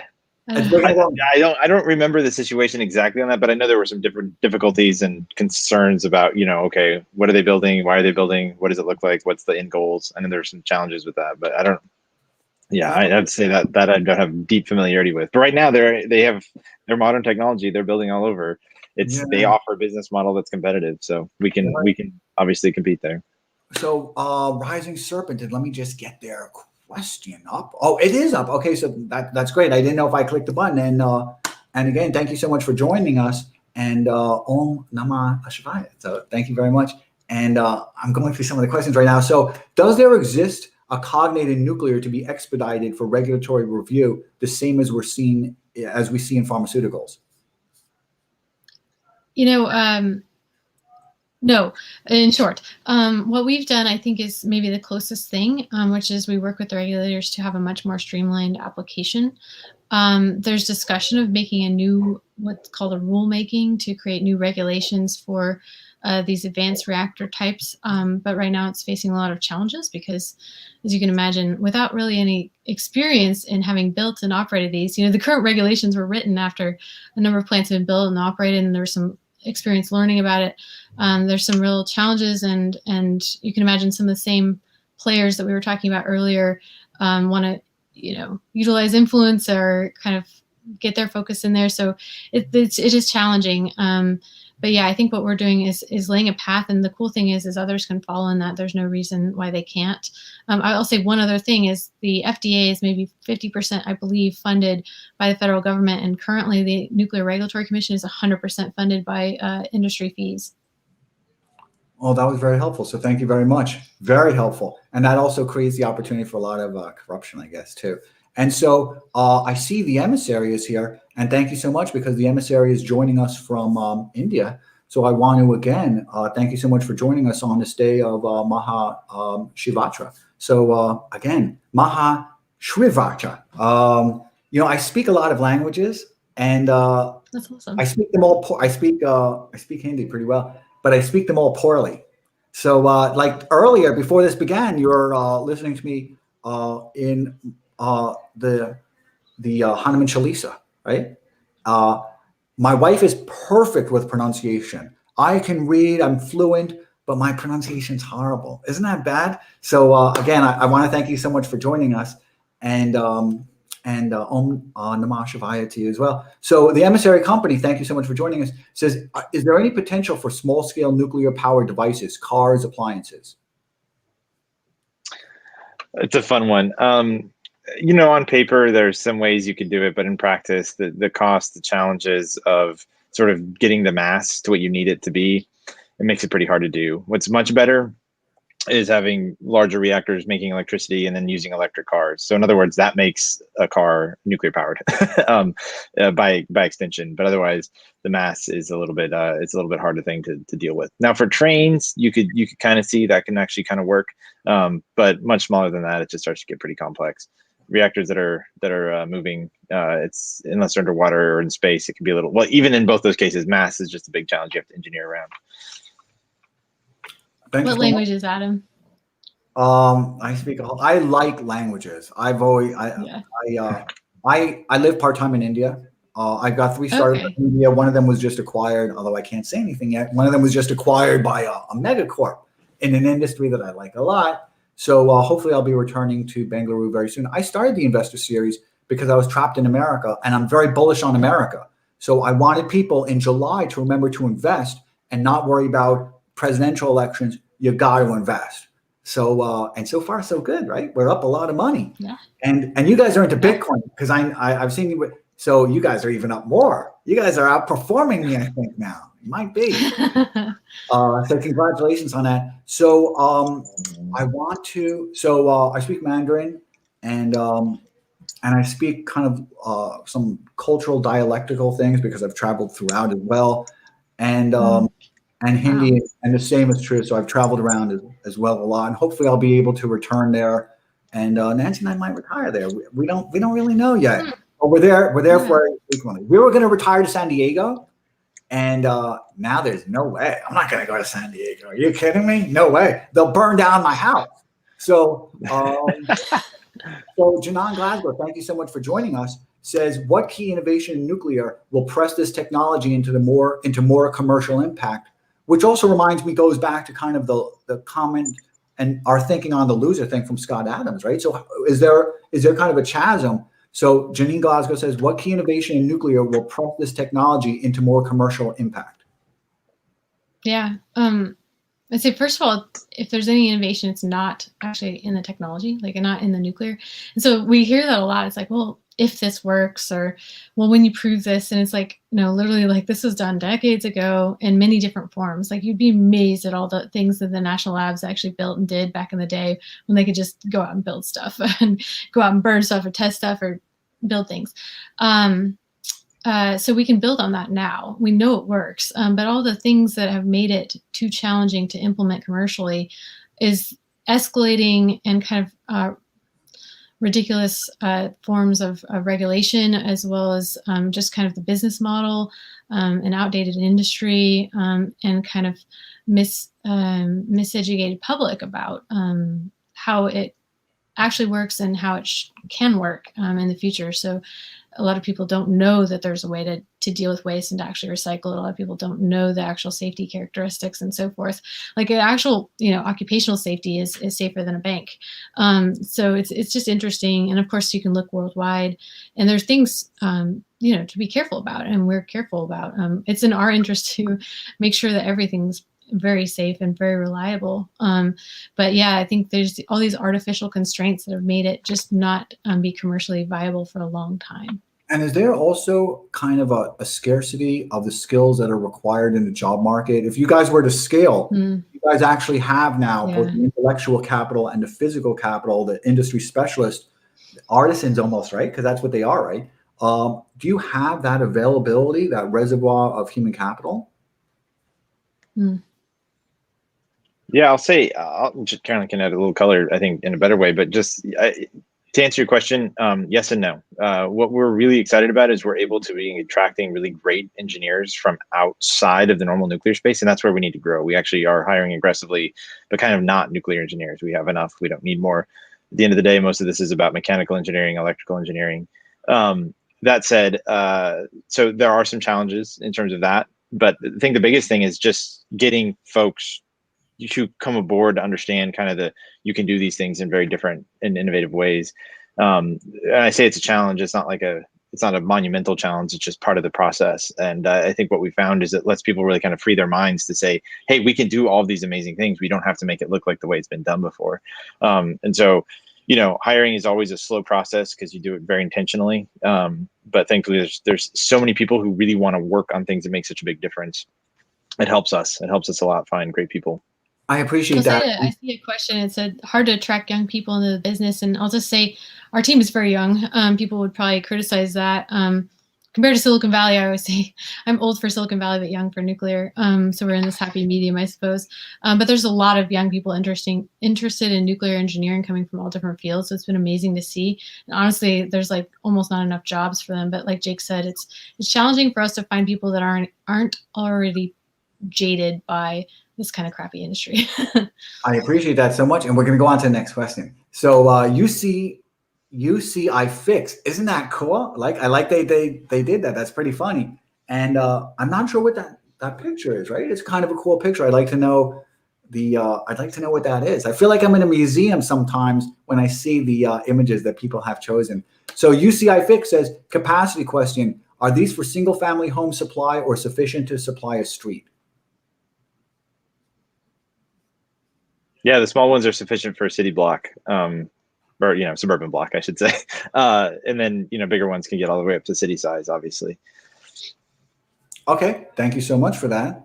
And I see Tracy is here. I'm so delighted to see Tracy. Tracy, in a picture. Tracy is awesome. We've done 2 investor series with her now. She is truly a specialist in fossil fuels, and I'm sure that's too broad of the description, right? Because I'm sure it narrows down, but I'm not a specialist in fossil fuels. So for me, that's a good enough description because she truly is very good. She's also very helpful for me and for everybody else to help us understand what the terms are and what the demands are.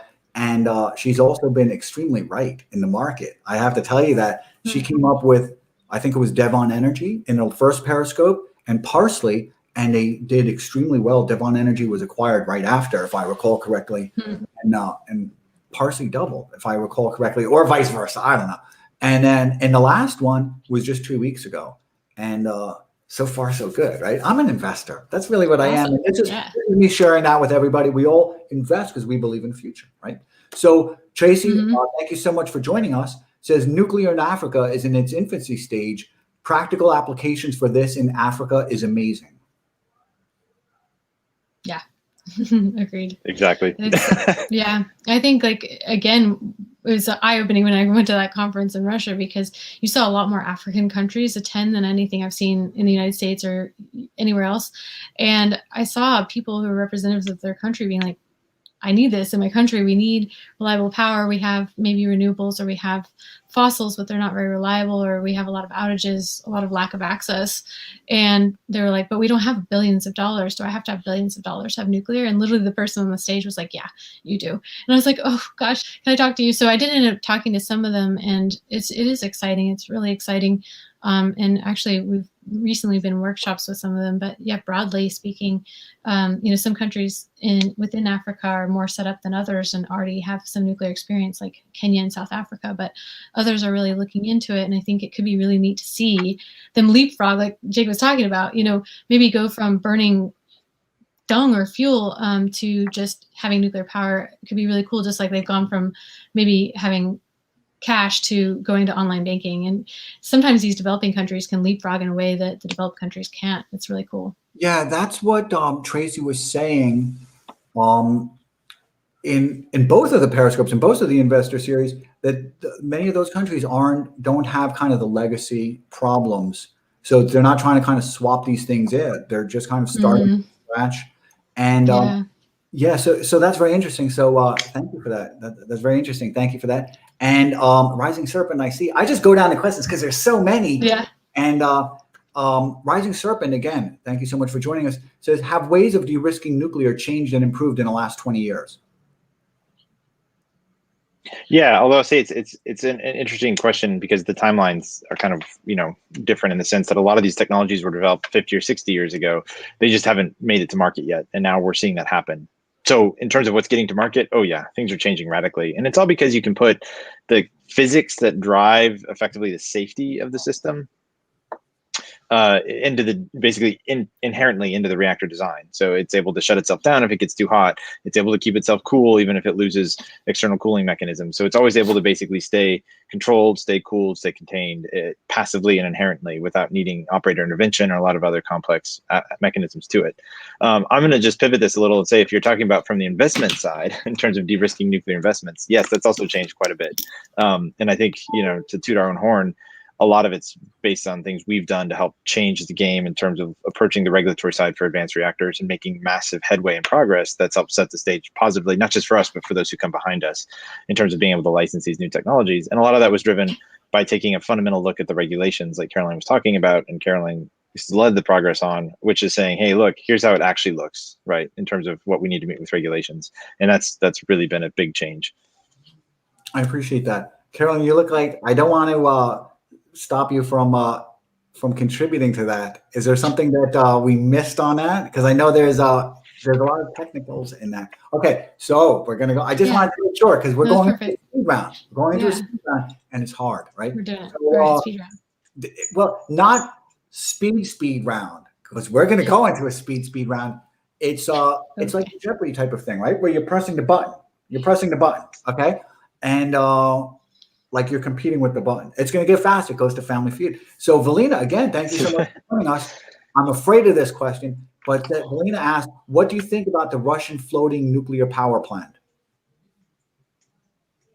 Yeah, I think it's cool. It's something that makes sense. And I think we're going to, there's obviously a market case for it. And I think we're going to be able to deliver very similar kind of neat technologies coming from the US as well.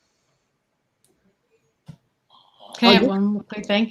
Yeah, it's actually one thing that people don't realize too is it's actually built to replace a couple microreactors they've had operating up there in the far north for decades. And so microreactors actually aren't really new. And so it's kind of a cool thing to know and realize that they've kind of been up there safely for decades. And is that something America should be doing also? I'm not really sure what that is. So if you can actually help me kind of understand, Valina, just so you know, has is kind of an expert on what she calls the dragon bear, which is kind of that relationship between China and Russia. And she's kind of really an expert on kind of the plumbing of these things. So can you actually help me understand? Go backwards a little bit. Forget about the speed right now. Can you just actually help me understand what that is? Do you mean the floating nuclear power plant that specifically? Yeah. Basically, it's just think about it like this, right? We have reactors on boats today, like on our naval ships. So you can do the same thing with having a reactor on a floating platform like a barge, and then you can float it up to areas where you need power, and that allows you to have a lot more flexibility in terms of where you manufacture it, and then where you end up locating it and sending it off to. So you get the benefits of fabricating and manufacturing in a specific area and then moving it to the point of end use. So it's basically a reactor and a barge that's made in a port and then can be effectively sailed out to areas that are otherwise hard to access, and then bring energy that has long-term, resilience tied into it in those markets. Thank you very much. That was very helpful. And GB Pons, thank you so much for joining us. It says here in Italy, the Main Street media lied about Fukushima. 15,000 did not die from the nuclear reactor, from the nuclear disaster. Yeah, I mean, it's just a reality of what happened at Fukushima was, the radiation doses were quite low, and the media was sensationalizing it. It just, that sells a lot of hype, right, and hysteria. But at the end of the day, we found that we were able to evacuate people. The people who worked there largely were very okay and unaffected. Obviously, it was a very traumatic and extreme event at those reactors, but the good news is we were able to keep the public pretty safe. Although I think it's also we overreacted. So in a way, our overreaction was more dangerous than the actual nuclear accident was itself. So I come out of Wall Street, so I'm used to fake news. I hate to say fake news, but everybody on Wall Street has lived with it because there's always a battle between the longs and the shorts, right? It's just always is, and particularly the bears plant articles, and we saw that through Tesla. I'm very active in Tesla. I've been there since its earliest days. And we saw a lot of fake news that was planted in there, but I knew who was planting the fake news. And I knew the journalists from Business Insider and Forbes that were willing to give it some authority and stamp it as being true, even though it wasn't true. I'm so glad those shorts lost all their money. Do you know that? I'm so glad. I'm so happy. It's like satisfying. And it makes me feel good. That kind of cool, right? And so who is... I hate to say planting, but there is some type of a deliberateness to this. What industries or who's responsible or what's responsible for kind of pushing that news that GB Pons talked about, kind of that exaggeration of the human consequences of Fukushima? Yeah, I think there's a number of different stakeholders at play in different areas. I mean, I do think there has been a history of sort of negative influence coming from sort of outdated environmental organizations, but also from certain industrial groups that have backed some of those groups too. So obviously there has been some negative push from oil and gas and the fossil fuel industry. I mean, one of the biggest opponents to the Shore nuclear plant in New York was the natural gas company, or maybe it was the fuel oil company, but either way, it was in Long Island. And I think you see similar aspects there. I think there's a little bit that comes sometimes from parts of the renewables sort of like sector and lobby, but by and large, not very much. I think we see it mostly just coming from some outdated thinking in those areas. I don't know, Caroline, if you probably have more to add to that. I definitely agree with that. I think, yeah, that, and I guess one thing that you didn't say is I also just think that this kind of news cycle and the interest of pushing like eyes being glued to the camera is going to say like, oh, there's a meltdown and it's causing all this damage, which is, after the earthquake is already done, maybe a better news story than just being like, talking about all the people who lost their lives for real reason, for an actual physical reason. And do you see, I want to go into that question a little bit because I'm so interested in about, although we'll get the next question ready, but do you see kind of, and I want to take the partisan out of this, right? So I don't want to suggest any partisanship in any country or anything else, but just in terms of tactics that are employed, because we're all business people, we understand these things. Do you see kind of like astroturfing being part of that, where some of the people that are protesting these things, and again, I'm not referring to the United States, I'm not referring to any factions, so I don't want to make it a factional type of thing or tribal type of thing, but do you see any kind of inauthenticity that might be, kind of an astroturfing campaign, or even in your instance, I'm very active with Boeing. I know that other countries are planting information and are just doing certain things, particularly astroturfing, because they want those contracts that Boeing is going for. So do you see that also kind of other countries, for example, Russia, where you're competing with, kind of planting in their own kind of insurgencies to cause disruption in your sales and your business? That is interesting. I guess I personally haven't thought too much about international interest in kind of pushing it. I did historically, though. I was researching myself just because I had an inkling that, historical environmentalist groups were kind of infiltrated by anti-Western, elements that really want to make sure that America didn't have nuclear power like Russia did. And so I do think there was a lot of that historically that's just lived on, and people believed it. And I think it's very sad. And it ultimately is a huge part of, we could be largely decarbonized right now if we started actually doing what we thought we'd do in like the 70s and 80s. And be like France, they were 80%, 90% decarbonized. So it's a tragedy for all of us that could have occurred. So yeah, I kind of do believe in that bit of, I guess it might be called conspiracy, but I do think there's large international actors that have an interest in putting the Western world backwards on that. I don't think it's a conspiracy at all. I mean, we're business people, right? You guys are we all understand, that there's a lot of intricacies and competing interest, and these are ways that wars express themselves. Which is part of what we did with Valina, because wars express themselves. We're seeing the bifurcation of the world. And so wars express themselves now with trading partners and allies. Used to be very opportunistic and ad hoc, and now it's something that's needing to be codified. So we're going to go through a lot of questions now. And we're going into the Jeopardy. We're going into the Family Feud round. You ever see Family Feud? You ever watch that show? You ever see when like the first family member goes, like, after they win, and then the family member has to like answer those 5 questions? Like, do you know what I'm talking about? Like, they have to answer those 5 questions or whatever it is. And then the next family member comes out, and if they win a certain amount, we're kind of there. Right? So we're going to rip through some of them, but I want you to answer them, or we're going to rip through. So UCI Fix, thank you again for a very interesting question. What is the business model? This sounds like install once and walk away model. Not at all. Yeah. We're, build it and operate. Go ahead. Caroline did it. Yeah, we build, own, operate. It's not like we actually own it through the life cycle.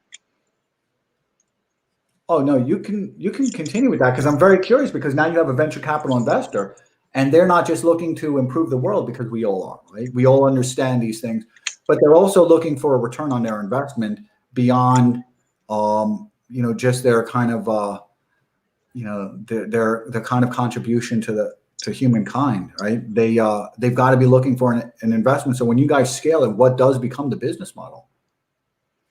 Basically we make it easy to adopt power by basically, it's like fission as a service is really what we do, right? So we're able to bring reactors to places that effectively want the power from it, and then we're able to sell heat and power. So we do the design, we do the licensing, we do the deployment, we work with the construction partners to build it, and then we operate it, sell the power, and then we decommission it at the end. So it makes it a lot easier for folks to be able to actually get power from it without having to do all the sort of adopting of the technology and actually doing all the infrastructural development they would need to do. We're going to go back to Russia. I don't want to go back, but we got to go back. So Marion, thank you so much for joining us. And I like the graphic that they chose, right? I don't know what font that is, but I'm now into that type of stuff. So Russia has pretty educated population, despite Lenin calling intelligentsia crap a nation of, and I'm just going to skip that part because I don't want to be inflammatory. But Russia has a pretty educated population compared to Africa, which countries have 40% illiterate. I don't understand their contribution to the discussion. So I think I know. Maybe if I could answer really quickly, I think I know what the gist of that was, and I do think the prior question about what is our business model actually addresses that. Sorry, there's a dog whining in the background, but the idea that I think there's been a lot of business models that are like, we're going to make this design and just sell it to the other country, and it's their problem to operate it and dispose of waste and handle all that stuff, and that's not our business model. It's to own, operate, and all we do is sell PPAs to communities that want to buy the PPAs. So that's kind of it. What dog do you have? What type of dog? Did you say there's a dog? A rescue mutt. Yeah, he's a rescue mutt. He's grumpy. That's so cute. And so Vijay Kumar is here, and thank you, Marion, for asking that question, because I don't understand a lot of these questions, so I rely on people to ask them, right? So Vijay Kumar, thank you so much for joining us, and again, thank you for joining us on this important day of devotion and Om Namah Shivaya as well. So ask, how far are accelerator-driven subcritical systems start-stop on demand? Yeah, I'd say that's interpreting from what the question seems to be asking. You can't just start and stop a subcritical system, accelerator-driven system on sort of demand or not. In a way, it seems like you can, but there are some complicating factors. That said, it's a similar kind of thing you can do to a reactor. But one of the things I love about reactors is you're controlling the neutron source inherently with the actual fuel, temperature, and everything else going on in the reactor. Whereas an accelerator, you're controlling separately from the reactor, so you don't have those inherent feedbacks. Why that matters?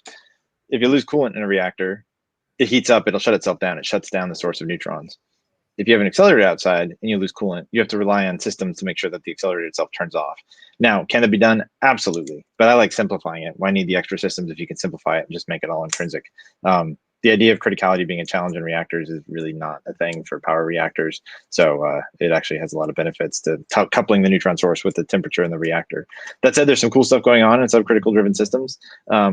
At the end of the day, it turns into economics, and can they be competitive? Driving cost in accelerators are kind of interesting, but again, when our cost of neutron production is super, super cheap, you just have an inherent advantage starting that way compared to needing to have an accelerator drive it. And I see, scrolling through, I see that Marion, actually, I missed their entire line of questions because it was this kind of sequential type of thing where I needed to pick up on the sequence of them. And now I see them, but if I put them on now, it's going to be out of sequence, so it's not going to make any sense. So I apologize for that, Marion. I didn't see all the questions before. I just snatched that question. So and this is an important question because we're coming to an end, but I want to make sure that it's addressed because it's so interesting. I want to know too. Thank you so much for joining us. It's Marshawn Lakes, and that's a very nice picture. So thank you. It looks summery also, right? That's summery. 60 degrees in New York today. So I can't see what that background is, but it looks summery. Can you guys see that? Can you guys see what the background is? It just looks like green trees. It looks warm. It does look warm, right? I've got, not only do I have bad eyes, but it's really small on my thing, so I'd have to get like that to be able to see it. So says, hi guys, where in nuclear should I invest? Good question. I think there's some comments that talk about it. Obviously, some of the startup investments aren't quite in the accredited space or outside of the accredited space right now. But I think over time that'll change, which is cool. But in the now, some of the operators, some of the utilities that have significant nuclear presence are an interesting area to look at. That said, some of the fleet has different economic challenges and pressures, but I think they're finding really good ways at operating them. But I think on the longer side, if you're thinking about infrastructure and how this can grow, I feel really excited about activities going on in the fuel cycle with respect to, for example, a company like Centrus. I can make that. I can say that, right, Adam? No issues. They're doing work on developing advanced enrichment technologies. I think it's pretty interesting because they provide the fuel that these reactors are going to use, and they're sort of paving the way forward with some pretty neat advanced technologies. So I think that's kind of interesting. And something that is going to be very valuable for us. And then in sort of on the other side of it, the uranium mining industry, I'd say I don't know right now where all the positive things are going to come from there, but I think there's some interesting speculative plays, but a lot of it's very speculative. And there is some that's going on that's really interesting, like Amoco, for example. They produce a lot of uranium, a very positive miner on that front. That said, it's going to take a while to see those returns because these reactors are going to be using the fuel, but you need to see the big penetration to make the big dents in terms of growth in those areas. But I think those are some interesting areas to look at. And then in the meantime, wait a little bit and you'll see some more opportunities to invest in companies that are doing really cool things, bringing new reactors to market, just not here quite yet. So Caroline, just from your Twitter handles and what you write there and the things I've seen you discuss, what's the relationship, or is it just with you, but what's the relationship between Bitcoin and nuclear? Because you seem to Yeah, have. I'll throw this out. I think it's really interesting to think about what the future can look like, and I think we're seeing a surge for Bitcoin, and the idea that nuclear could it requires an incredible amount of power, and to do that efficiently and emission-free, nuclear is a good pair. So can I mine? Is it cheaper for me to mine that way? Is there kind of like some arbitrage? Yeah, in a way, I mean, if you think about Bitcoin, right? In a way, it's a form of energy storage. That's like a way some people get really mad at me for saying it, but it's one way to think about it, right? And if you have extra energy that you are producing at very marginal low cost, or there's not a demand for, it's attractive. In other words, if you think about a nuclear system operating at the same level 24/7, and the demand actually being different, that time when the demand is less than the supply from your end users primarily, you could use that to, for example, mine Bitcoin. Is that the best use? Is that the most economic way? It depends, right? But in some cases, that energy might be next to nothing. So it could be very, very attractive and very economically competitive to mine. But you're talking about limited capacities, but in bulk, maybe it gets bigger and bigger. So I think there's some interesting ways. You can Yep, exactly. There is some arbitrage. Have you guys, Very much so. thought about that, right? Because I've seen some of the things you said, Caroline. So I know you're a Bitcoiner, right? So, but you guys have thought about that. Has anybody inquired to you guys about kind of that opportunity for the arbitrage? Yes, yeah, for sure. It is definitely something that kind of complements our ability to, as a business model, right? If you think about how we're working as a business, if we're selling the power and the heat, that means we're owning all the margins through that process. And that also allows us to play in energy arbitrage, right? Which includes things like this, as well as, for example, coupling in with energy storage, whether thermal or electric.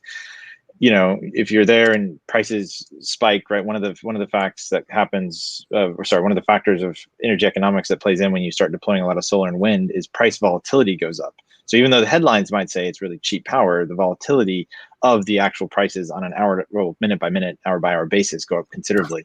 So then if you can play in that game, there's a lot of arbitrage potential. Then I'd be like this. Then I would order some water from the waiter. Did you see that? Did you see that? Yep. Because I want to there's a lot of questions here. We're going to rip through them. And, I want to be respectful of everybody's time, including your guys' time. And so we're kind of that. But I do want to thank Atomic Rod for helping clarify that the U.S. operated a floating nuclear plant to supply power to Panama Canal Zone for about 10 years from 1965 to 1976. So Yes. that was a helpful clarification, right? So Ben Johns, thank you so much. And I know that they've changed your name somewhat. I have a good memory sometimes, and I think they used to go by Plevro, right? Or some variation, some iteration of that. So floating reactors plus SpaceX internet is endless possibilities. Can you help me understand that? I'll say it's really interesting to think about. Oh, go ahead. Sorry. Yeah, I've been engaged recently in some interesting discussions about network states, or like how could you have kind of independent places. I think that's always been an interesting question, like, Peter Thiel was brought up earlier, the seasteading idea and all kinds of things. But just, even I think, with the pandemic, people are thinking about living a little further from the city or more in nature, and you very quickly come up on internet limitations. But, if you have clean power that can be anywhere, and then internet that can be anywhere, it's incredible on what you can think about doing. And as the costs get down, energy is linked to everything. You could pull water out of the air. You could desalinate water. You could pull fuel out of the air. You could, the possibilities are endless. So I love that. I don't know what was in this Ben John's mind when he said this, but I feel the same way. Yeah. And I appreciate that. Thank you so much. And we're going to find some of the last questions because there's a lot here. You guys see all the questions, right? It's amazing, isn't it? So Ricardo Alonso Esperanza Gamez, thank you so much for joining us. And thank you for joining us on YouTube, because that's kind of cool. And thank you for having such a nice picture. It's kind of it's a good thing, right? Because with Periscope particularly, you can kind of regain a lot of the lost intimacy. You know what I mean? Like, don't you guys feel that? You can regain a lot of the lost intimacy. So when people carefully choose their pictures like that, you get kind of a feeling about themselves. So thank you again, Ricardo, for joining us. What's the economics of Oklo compared to large-scale fission and fusion? Yeah, I mean, competitive, right, is the short answer. The idea, though, is right. If we think about what the cost drivers are for nuclear, it's about the amount of materials needed to make a single megawatt hour, right, over its life cycle as a power plant. That's kind of a baseline sort of cost number that you can then work from to understand how competitive it can be. At the end of the day, nuclear is cheaper than everything else uses the less materials of everything else than everything else. So it should be cheaper than everything else. Simply because, again, the incredible energy density of the fuel it has, which then in turn allows you to be quite competitive. That said, we've built as an industry a lot of artificial costs on top of what we already do. And those have then crept into regulatory space, and it's made it kind of complex for new large scale systems to be competitive. And what we've done is sort of reset that by taking the inherent and passive safety characteristics of a system and fold those into the design more naturally, more organically, if you will. And that leads to a simpler design that then has a lot less effectively regulatory oversight driven costs because you have a simplified design. That also usually means you're cheaper or smaller just because those kind of harmonize together. So at the end of the day, what we're working towards is to be, cost competitive, if not, really, frankly, cost superior to everything else out there. So it will be cheaper than large scale systems. Starting out with a very small product allows us to actually deliver the infrastructure and validate these models. And that's what we've been able to do. That said, in terms of the very first unit to be competitive with a large power plant, no, but that's not the goal. The goal is we get those out to the market where they are competitive, and then we have the scale to drive those costs down significantly from there. That's a key point. I did want to add on about fusion. Fusion doesn't know yet. They have yet to create, sustaining energy, right? But let alone once they do that, they still haven't figured out yet quite how they'll pull electricity from that. And so I think there's still so many big questions on fusion to compare it with that. I just want to add that. Yeah, no, and that's very helpful. So thank you very much. And we're going to find some of the last questions because these are really cool. And I saw this because we're talking about Bitcoin arbitrage. And so Xavier Whites, thank you so much for joining us. And I like that image also, right? And speaking of dogs, that's like a Samoyed, right? Samoyed. Says, saw videos of oil and gas producers use their excess energy towards mining Bitcoin.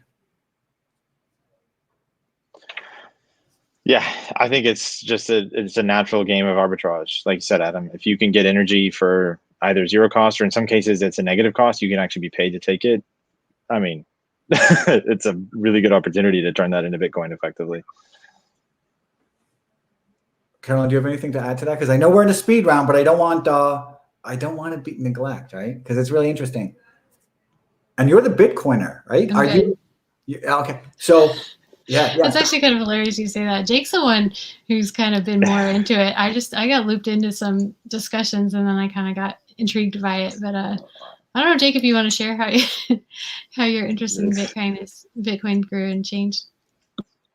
Well, no, it was interesting because of what it is and what it enables. It was just kind of a curiosity, and next thing you know, it turns into this. You see what it can do. So yeah, and how it plays with energy is always something that's been fascinating to me. And I'm very, it's pretty neat. Just so you know, I'm very impressed with the kids. Just so many. I did a Periscope with Milton, right? If you know Milton Demir, she's awesome. You know Milton? Milton is awesome. We did a Clubhouse thing with her. Yeah. Yeah. Oh, you know what? So know her is a strong word, but we interacted with her. We follow each other. She is awesome, isn't she? And she has the best name. Doesn't she have the best name? Milton Demir? That's wild. And then Anthony Pompliano and I, did like a Periscope and everything when he was coming out with his rolling fund. And he did the Bitcoin part of it. So did Milton when Bitcoin went to 20,000. And the thing that I didn't appreciate as much until recently is how much the Bitcoiners are kind of me of 30 years ago, or actually now I went onto Wall Street when I was about 17, 18. So for me, I wasn't interested in college that much. I went to college. I was there for a year and I said, this is not what I want to do. I want to go straight to Wall Street. And it's a long story about kind of my career. But long story short, I spent all of my time in the business libraries of New York, knowing that by the time I've got my career going on Wall Street, I'll have the jobs that those kids who are getting their college degrees and then their masters in economics, I'll have the jobs that they're applying for already. I'll have such an advantage on them, asymmetrical advantage as well, because I spent all my time in the business libraries just learning specifically about Wall Street and kind of the economics and mathematics. And one of the things that's so impressive is watching the young people today. And I was thinking recently about Eric Finman. Do you guys know Eric Finman? Eric Finman? Yeah. And there's just a whole youthful generation that that's doing what I did, but in a different way. They're acquiring asymmetrical information. They're beating everybody else, and they won, right? Clearly, they won. I mean, it's possible. So we're going to close up on some last questions, but I want to continue with Ricardo because they know a lot, and I don't. So Ricardo Alonso Esperanza Gamez, thank you again for joining us, says, in terms of dollars per megawatt hour, right? What's the range in the end for retailer dispatchable power is cheaper long run, especially for emissions-free DER? Can you help me understand? Can you say that question so that I can understand and everybody else can? Yeah, I mean, what I see asking is what's the cost per megawatt hour, which is right the unit of energy that we sell basically, which is the amount of energy made from producing a megawatt of power over an hour. In terms of what we aim to do, I mean, again, we're selling the power, and so what we aim to be competitive with is what the prevailing market rates are, and that means you got to be competitive in many cases with power prices less than $50 a megawatt hour, down to even $30 a megawatt hour. So that's the goal, right? And you think again about the raw material requirements, it's not that difficult to see how you can get there. Just a matter of ultimately execution and tying that back to how we can make this successful. Yeah, and again, that's based on the model of we're producing power, it's a dispatchable system, and you have pretty high uptimes, and that's what's really attractive. Now, one of the things that's interesting is we talk about the arbitrage side of it. Operating as our own power producer also gives us the chance to sort of tie into where actual, price variations or fluctuations might exist, which helps obviously the economic performance of the system. So in other words, we can couple in energy storage, or like I said earlier, Bitcoin mining is a version of that. But if you have direct thermal energy storage, for example, you can tap into that in the areas where you need to. Now, some markets that's not that useful. Some markets it is. So that I think is what's valuable about that. And I think what he's talking about here is a distributed energy resource, in the sense that, look, if you think about what you can do with small nuclear systems, you can site them closer to end use, which ultimately at the end of the day allows you to reduce the cost of transmission that would have to be effectively discounted on your price to be able to match what the consumer is paying. If you're closer to them, you have less cost of transmission and distribution, which is good, and it adds more resiliency to everyone, and it gives you a little more flexibility on the economics. I wasn't sure if you were going to add to that, Carolyn. So we're going to get to the last questions. I promise you, we're in the speed round, but this is a very interesting question. Jay Grosick, thank you so much for joining us. Says, is there a scarcity issue with uranium, or will innovation solve the issue? I'm thinking mining, etc. Yeah. I mean, one of the stats that we talk about is that just existing waste alone in the United States could power it for 1,000 years. And so there's just such, again, like we've been talking about kind of all throughout, the energy density of this fuel source is almost incomprehensible. And that's with obviously no additional mining if you use kind of these advanced technologies like what we're working on. So it's really cool. Yeah, I'll just throw in, it's provocative, but it's fun to think about numbers like this. Theoretically, based on what our understanding of uranium and thorium reserves are on a global scale, there's enough energy content in that material to power, humanity at a 10 billion population level, with everyone using the same amount of energy per person as we do in America on average for 10 billion years, right? So I mean, it's going to outlast the sun. That said, is all that accessible? No, and you can argue about that. But the point is, there's not really a scarcity issue. It's readily attractive, or it's readily extractable, right? And even from there, we've developed a lot of cool technologies that allow us to harvest it from seawater, because the ocean's constantly dissolving, leaching it off the rocks, and it's present in small quantities. Well, if you can pull it out of the seawater, it's effectively a constant renewable source of fuel. And again, that'll last for billions of years effectively. And so we're going to get to the last question, but because I know you guys can see the comments, are there any comments there that you feel I've neglected that should be responded to? I did want to quickly address Roland's question. I think it can be done quickly when he talks about hours of operation per year. Can you tell me the timestamp on that? Can you tell me what timestamp that was? Like what 156. 156? Yeah. All right. So let me just find it. Hold on. Let me just 156. I didn't even know what time it is now. That's incredible, right? 156. Yeah. 156. It hasn't come up on my side yet. I'm looking for it. 156. Roland. So is this their question? What would be the hours of operation per year? Was that the question? Yeah, I was just going to address it really fast because I don't know, maybe there's a better question to end on. But I did want to say nuclear has incredibly high uptimes, capacity factors. And that's one of the things that, Jake actually had an op-ed yesterday in Real Clear Energy about, just what we saw in Texas with the crisis, and, how do we prevent things like that in the future? And just like, how can we have reliable, clean energy for the world? And nuclear has incredibly high uptimes. It's very resilient in the face of climate change and a lot of outrageous climate events. So that's a big selling factor. So we're looking at, upper 90% uptime, and that's typical for nuclear energy, but we think we can even meet or beat that. So it's pretty cool. So yeah, I think 8,000 hours and above is definitely achievable for sure. And there's one more question, and then we're going to close up. Is that all right with you guys? Have you guys been having fun? Sure. It's fun, right? Yeah, it's a good set of conversations. Yeah, it's awesome. And isn't it amazing how people know a lot of this stuff, and they have a lot of good questions. Sometimes I don't even bother writing down questions anymore because I've done these enough of them to know that people's questions are better than mine. So I just throw them away. After the one I did with Tracy, the second one about fossil fuels, people's questions were so good that I was just like, forget it. Just ask the questions because I don't know anything. So Mike R. Warner, thank you so much for joining us, says, any thoughts on core power and MMSR batteries?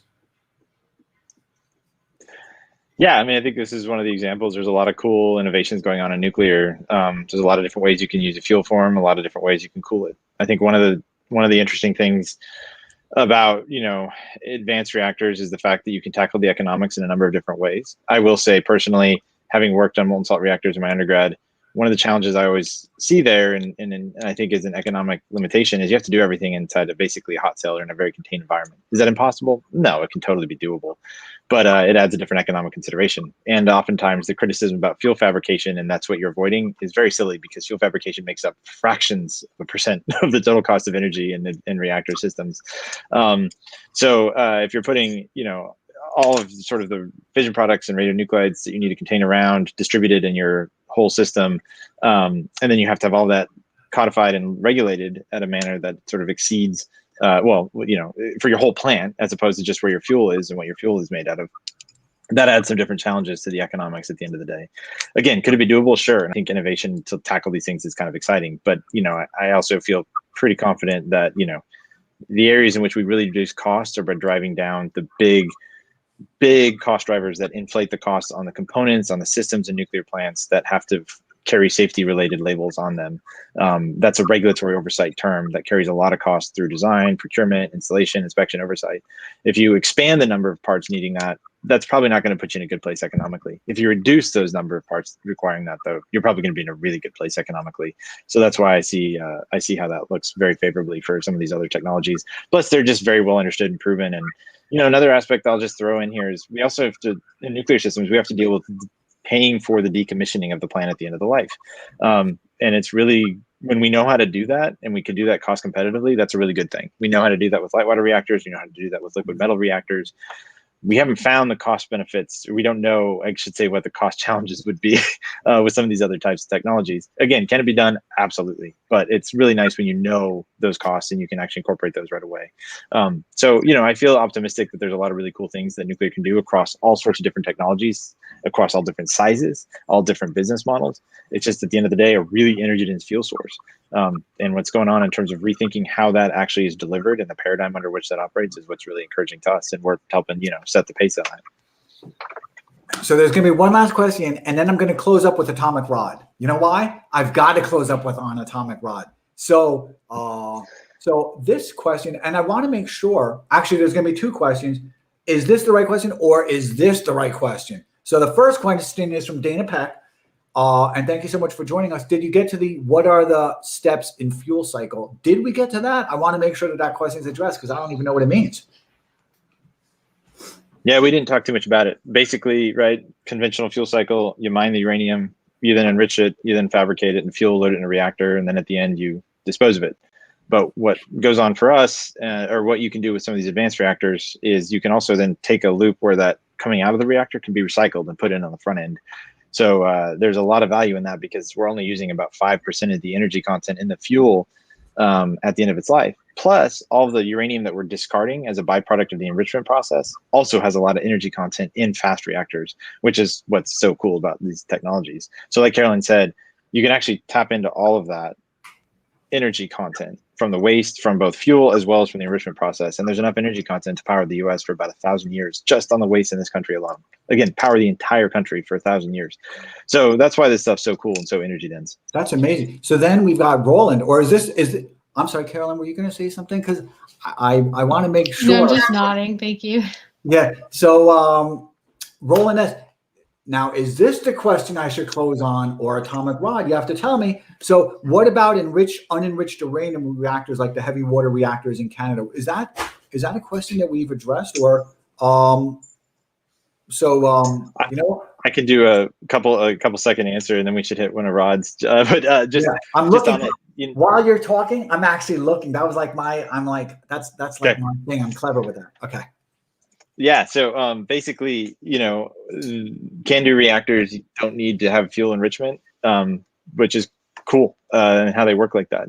But again, you're only using a little bit of the percentage of the energy in the front end of that material. In other words, total energy content that you have in the material, you're only using a few percent of during its operation. So there's still a lot left at the end of its life, regardless of whether it's enriched fuel or non-enriched fuel. And by the way, that energy use is almost the same, which is kind of cool when you incorporate the amount of uranium that's discarded in the enrichment process for conventional light water reactors.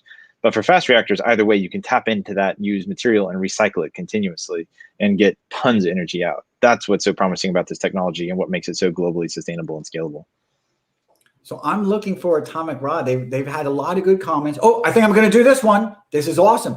This is important. Let me tell you why. Because we're going to close up. And we've gone 2 hours and 4 minutes. Did you guys have fun? Yes, very much so. Amazing, right? It's amazing. I did one yesterday with Michael Anton. And it's awesome because he's a teacher at Hillsdale, and then he's also discusses Machiavelli a lot and Thucydides, where I have a real interest.